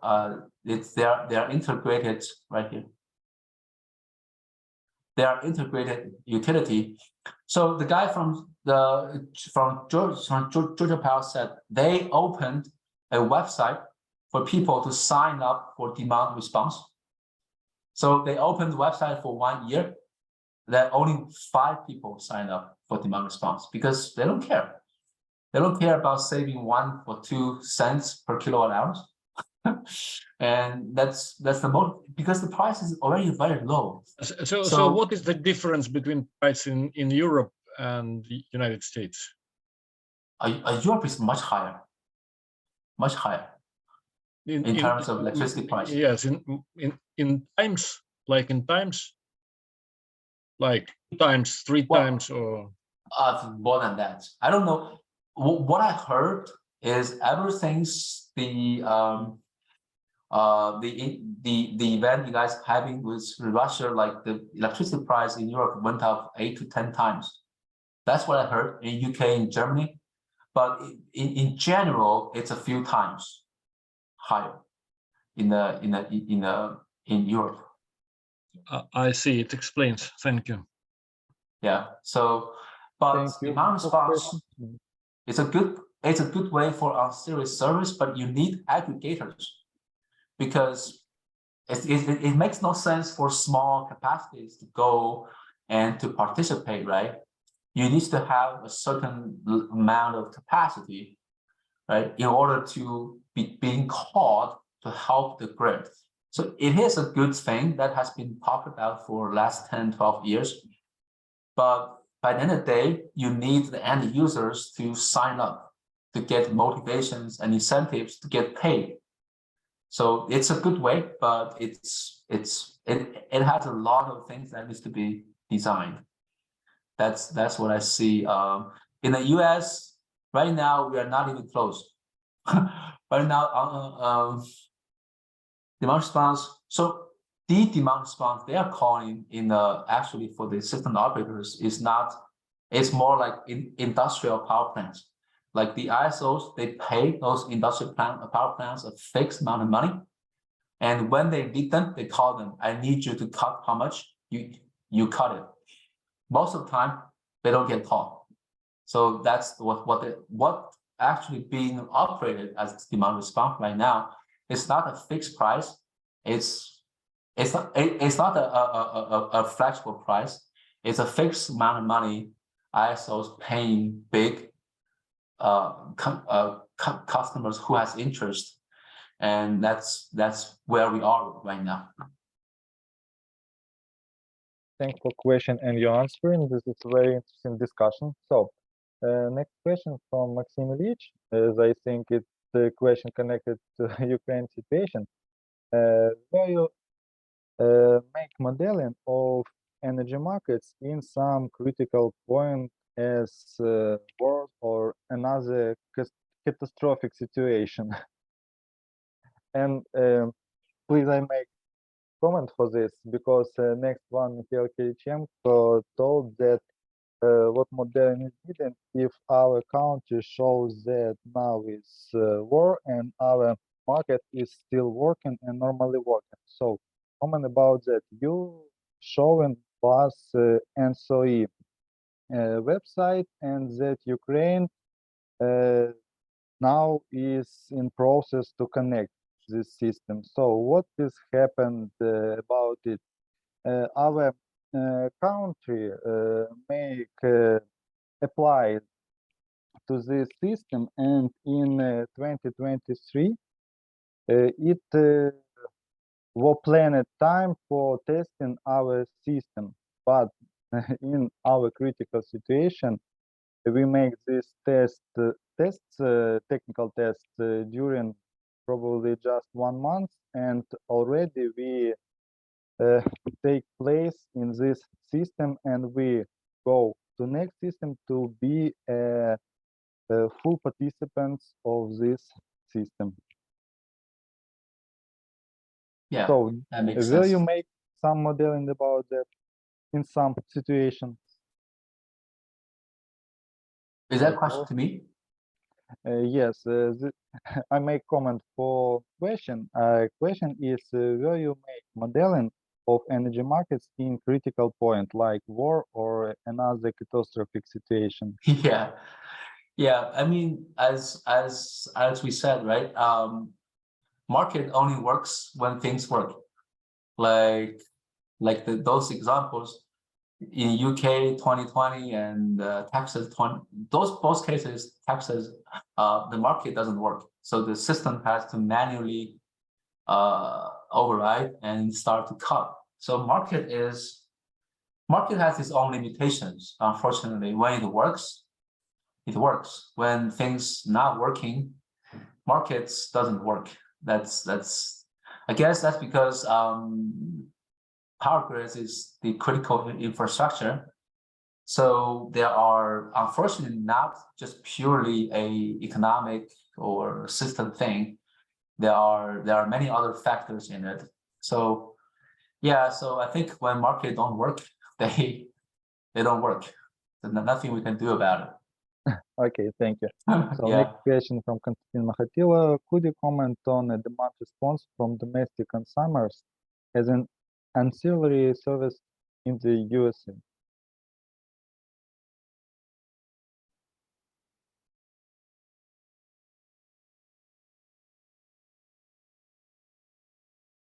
Can you hear me?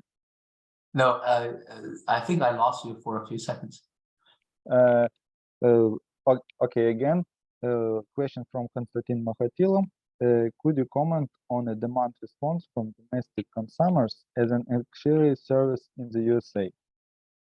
Yeah, I think I already answered that one a minute ago. Yeah.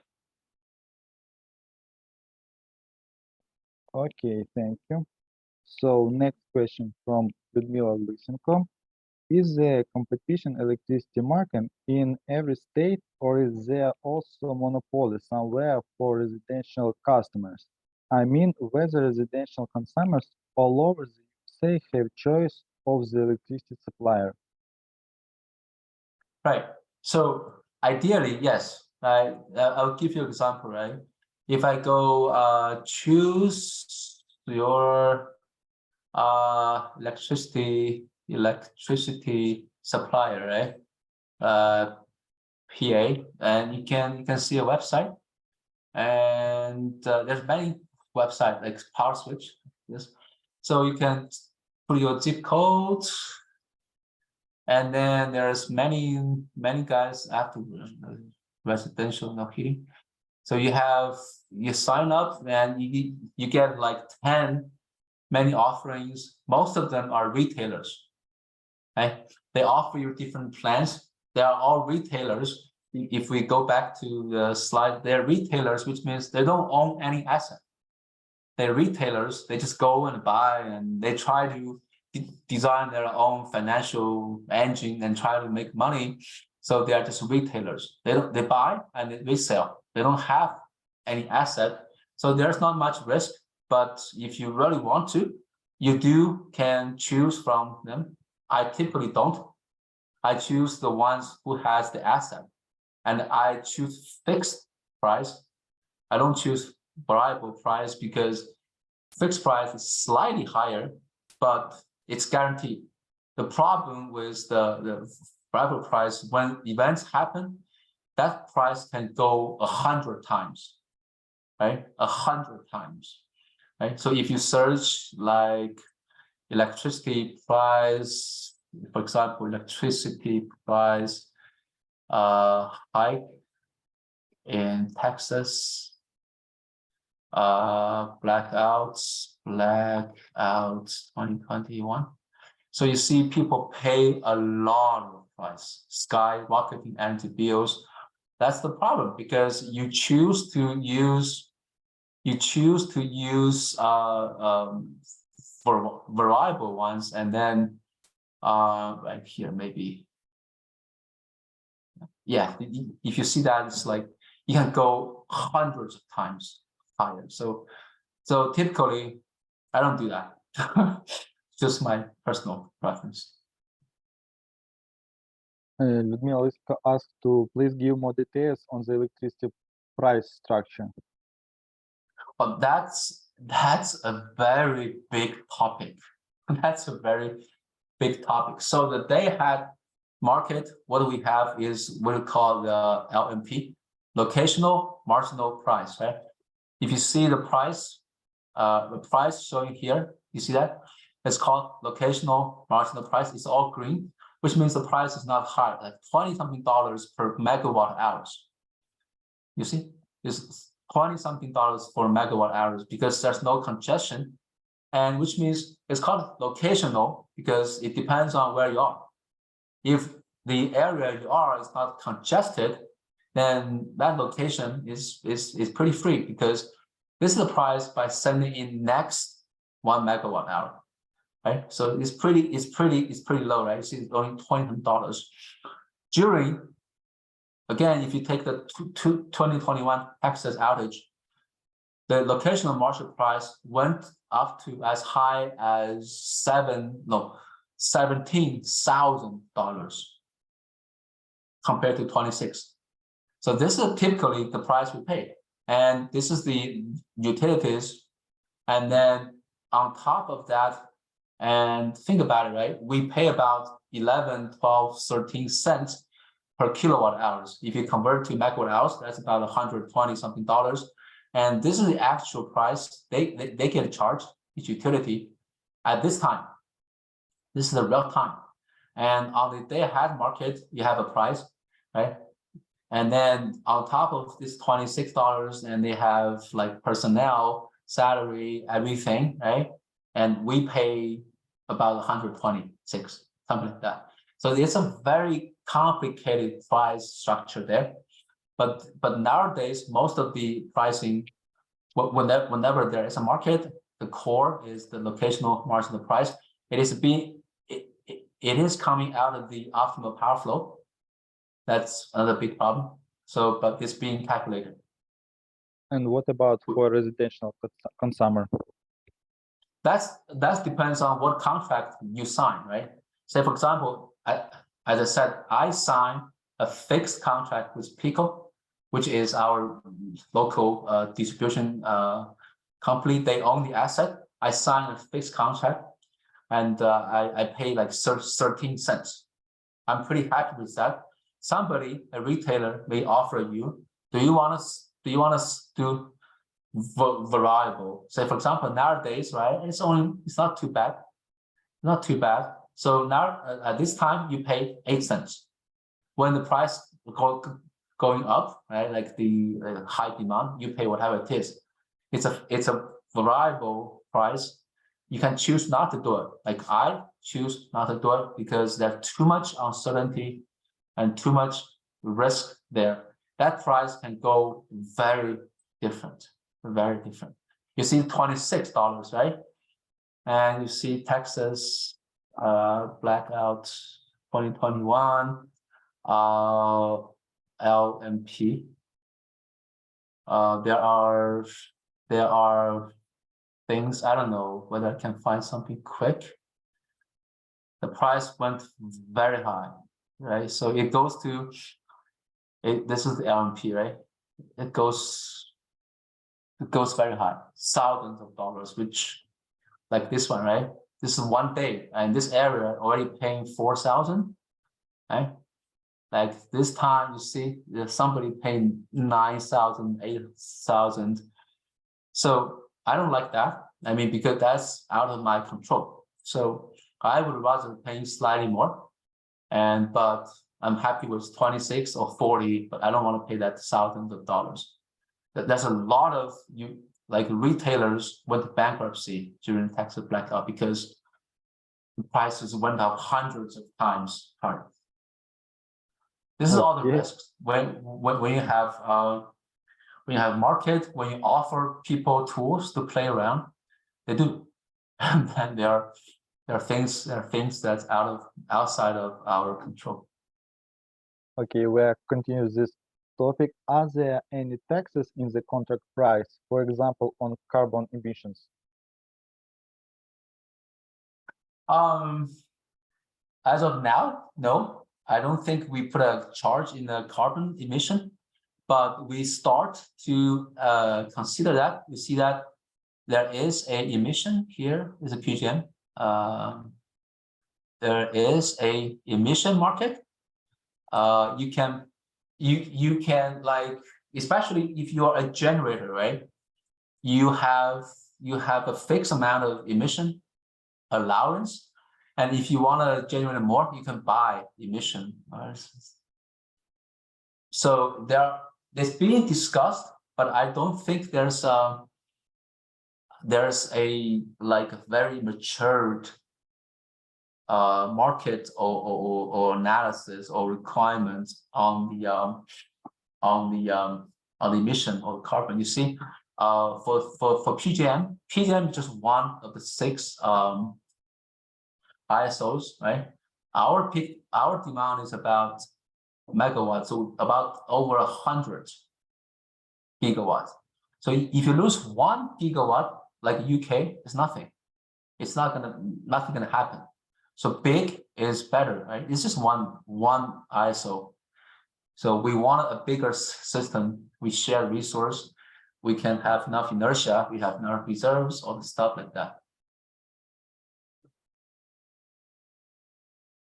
Okay, thank you. Does anyone else have a question for our speaker? Чи є в когось ще запитання? Come again, what's the question? That's what? No, I ask, is anyone have another question? I see. I have one question. In the start of election, you say your country, United States, it's a free big area with it's disconnecting one to another one, and you have high voltage direct current lines in it. But if I understand, you don't use these lines every time. You connect it only in this line you need to connection one section to another one, yes? Or I think yes. Because this is also a geographic reason, right? There are mountains there, I guess, what I heard. So we divided into 3 interconnections with the mindset that we don't want all interconnected, but we never had that case. We're not even get close to lose the whole eastern. I think the worst one is probably 90 something. It's probably this area. We lost this area, but that's it. So those HVDC lines, they are, as I said, they're not always used, right? But they are. It depends on which lines what's both sides of this line. So they do sometimes they do transmit, they do share, but they are being used. They are being used. okay, but why your country make this choose? It's direct current. It's really expensive technology. It's I understand if it's used under in sea and in ocean with lines, but in country you don't have river in this side. So you are talking about the HVDC line, right? Yeah. The main reason is Eastern and Western, they are not always synchronized. Okay, so yeah, yes, I understand it's difficult to synchronize, but if you can synchronize all eastern part, yeah.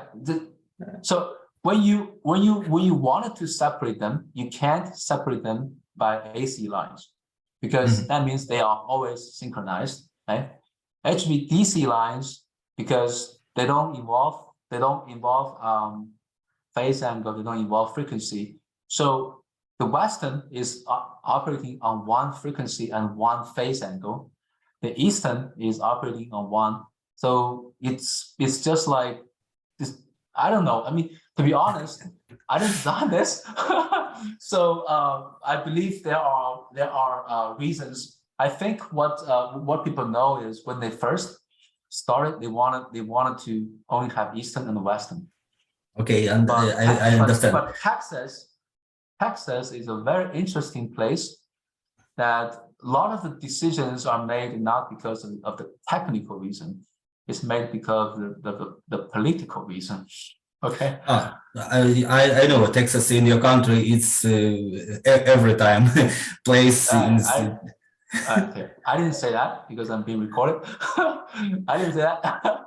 It's just there. A lot of things are not technical reasons. A lot of things where we are right now, there are political reasons. Okay. And I have another question about energy sources. You show which energy you use, natural gas or nuclear or solar panel or wind, and you show nuclear energy is less. Now it's 19% and 12% in 1950. Why you don't you decrease nuclear energy? It's in Ukraine. It's more than half energy we produce by nuclear power plant, and right. It's most cheaper energy from another one. Yeah, well, this is a question that needs to carefully answer. Okay, so first of all, you know, in the US, they started the shale gas, right, like 20 years ago. So US used to be a net import country, which means we import oil and gas from other countries. Now US is a net export, which means we export oil and gas. So we have a lot of gas at a very low cost, right? And the country made a lot of money by selling liquid natural gas to Europe nowadays. So answer number one is the energy portfolio changed. We have very cheap, a lot of natural gas, and we consider natural gas clean because it burns nothing. Number two, nuclear is it's mostly people don't like it. They don't feel comfortable with it. It's another political reason, like the same way as why like Germany wanted to retire those, but now they postpone everything. So there are a lot of things because again, not just power grids, energy, power, those are like a critical infrastructure. So it's not purely a technical problem. A lot of the decisions are political reasons. Right? I understand.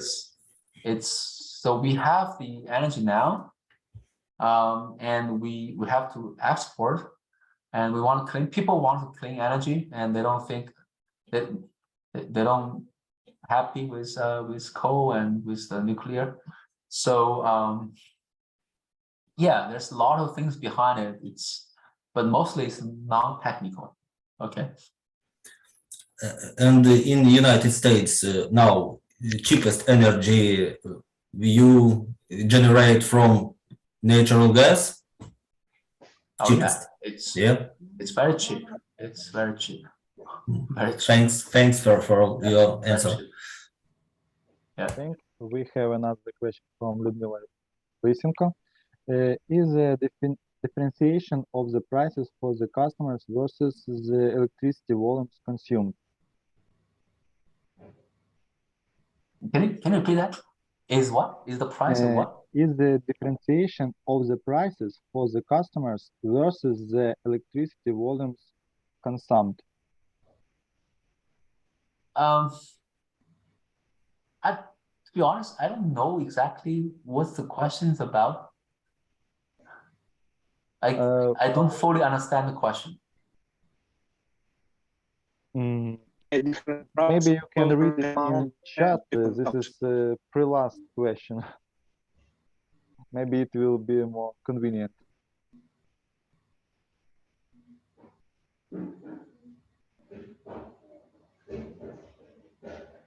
Hello. I want to ask you about the prices depending on the volumes which customers consume. For example, I have information but about 10 years ago that, for example, when a customer consumes several thousands of kilowatt hours, he pays one price. If he exceeds this volume, he has to pay another price, a smaller one. So, and this is my question, differentiation of the prices of electricity depending on the consumed volumes of electricity. Right. So this is a good question, right? So again, it depends on what contract you sign. So for example, in for general, your fixed contract, fixed price. So typically, the price for commercial sectors is lower than the price for the residential areas, and also they typically probably don't. I mean, the scenario you mentioned is because of the conventional cost curve of generation. Give me 1 second. Let me show you one thing. I don't. Yeah, I understand it. Yeah, if I Cost show price that for the generation. for the generation, because that's what's offered, and then, but in terms of how they sell it, it's a very different question. I mean, everybody is doing that differently, so I don't really know which one is doing exactly which way. Not this one. Maybe this one. I have that slide showing that what do we call the ice hockey stick, that curve. I don't know where it is. Right. So the price is, the cost is looking like this, right? That's why you have, that's why you have like stepwise. So the more you generate to the maximum limit, the marginal cost is higher. So that's it's conventionally, because you have thermal generators, right? And then this is what you offer. And then once you buy more, you have to go for, like, if you are integrated, no market. If you own this one, like if you own, this is my cost. Now, as a big integrated plant, you want to use more. As you use more and more and more, yeah, you have to pay higher price. Now, this is not a problem if you have a market, because for one thing, this is I offer. Somebody else is gonna offer me this demand, so I can keep my price low. For another, we are retiring those big thermal generators, so their cost curves are different. So, for example, the marginal cost for solar is basically zero. So things changing very differently. So conventionally, yes, as you said, the more you use, you have this stepwise cost, mostly driven by the generation cost. But nowadays things are changing. It's so you have more freedom. I meant another thing. I know that the more you buy, the lower you pay. You see, the price per 1 kilowatt hour. So industrial consumers pay less than their price, the electricity Yeah. price is less than residential consumer. This is what I Right. meant. Do you have such Right. system? So it depends. So it makes the reason I'm saying it depends, it's I guess they have something like that, because in general, when you use more, you can negotiate. That's not really part of the power market. That's mostly part of like between customer and the distribution company. How do you negotiate with the distribution company? Because the cost you buy from the distribution company, that's what you get, right? Now, I meant if you one use more, company. right? Within If you use one more, retailer. you can negotiate the price lower, because although the amount of profit you get from each unit is less, you sell more units, you still get better cases. So that is possible, and I'm sure they are doing that. But that's more like how each company has their own policy. It's something that I don't know much details about, but I think there is, and that makes sense. And one more question from me. Yeah. So here in Ukraine, we have feed-in tariffs to support development of renewables. Do you have such support at the federal level or at the state level from the state or federal officials just to support development of renewables? And companies that own renewable plants sell electricity at a higher price officially, not at a market price, or they submit the bids at a higher price officially. Right. So starting from last year, the federal is making a lot of investments. And actually, I mean, the investment is always there. But most of the investment went to the technology side. Nowadays, they did make a lot of investment from the federal into renewables. Like those money goes to state, goes to cities to put in the infrastructure. I think that's part of the what we call the Inflation Reduction Act. It's like a lot of money. So for the second question, there are many discussions, but the mechanism is not there. For the renewables to put together and go and bid. Nowadays, most of the renewables are just utility scale. Like especially for the wind, because the wind farms, they take space, and it's not just one single small party of people can do that. It's typically more organized, right? Think about one wind turbine with a blade 200 meters, and you have some of that. That takes a lot of space. So that one, the wind is more organized. Solar is nowadays the solar. The problem with solar is what we call the behind meter solar. Like people use that at home, they don't buy from utility, and utility don't even know. So that's not directly interact with the market. So utility is the main owner of storage and solar farms nowadays, and they typically personally, I have not heard of any utility just go and participate in the bidding and pricing, sell from their utility scale solar. They typically sign some fixed contract with some customers, big ones. We do expect that we're gonna see more solar like that in the next couple of years, but it's still undergoing, and definitely COVID has slowed down everything. So so for now, we don't have large scale of like realizations like that. Okay, thank you very much. Thank you. Yes, thank you for the question. Another question? Someone have? Чи є ще у когось запитання? Okay, I think no one else have a question for you. So thank you very much. It was very interesting and very interesting discussions. So everything was awesome. So thank you very much. Right.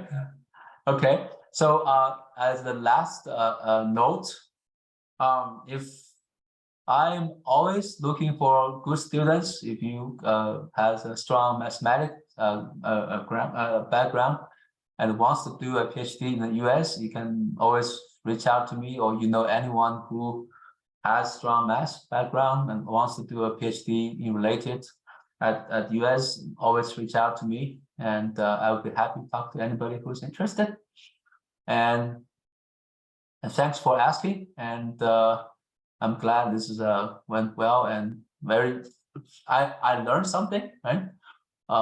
And if you have any questions, you want to reach out offline, you know how to find me.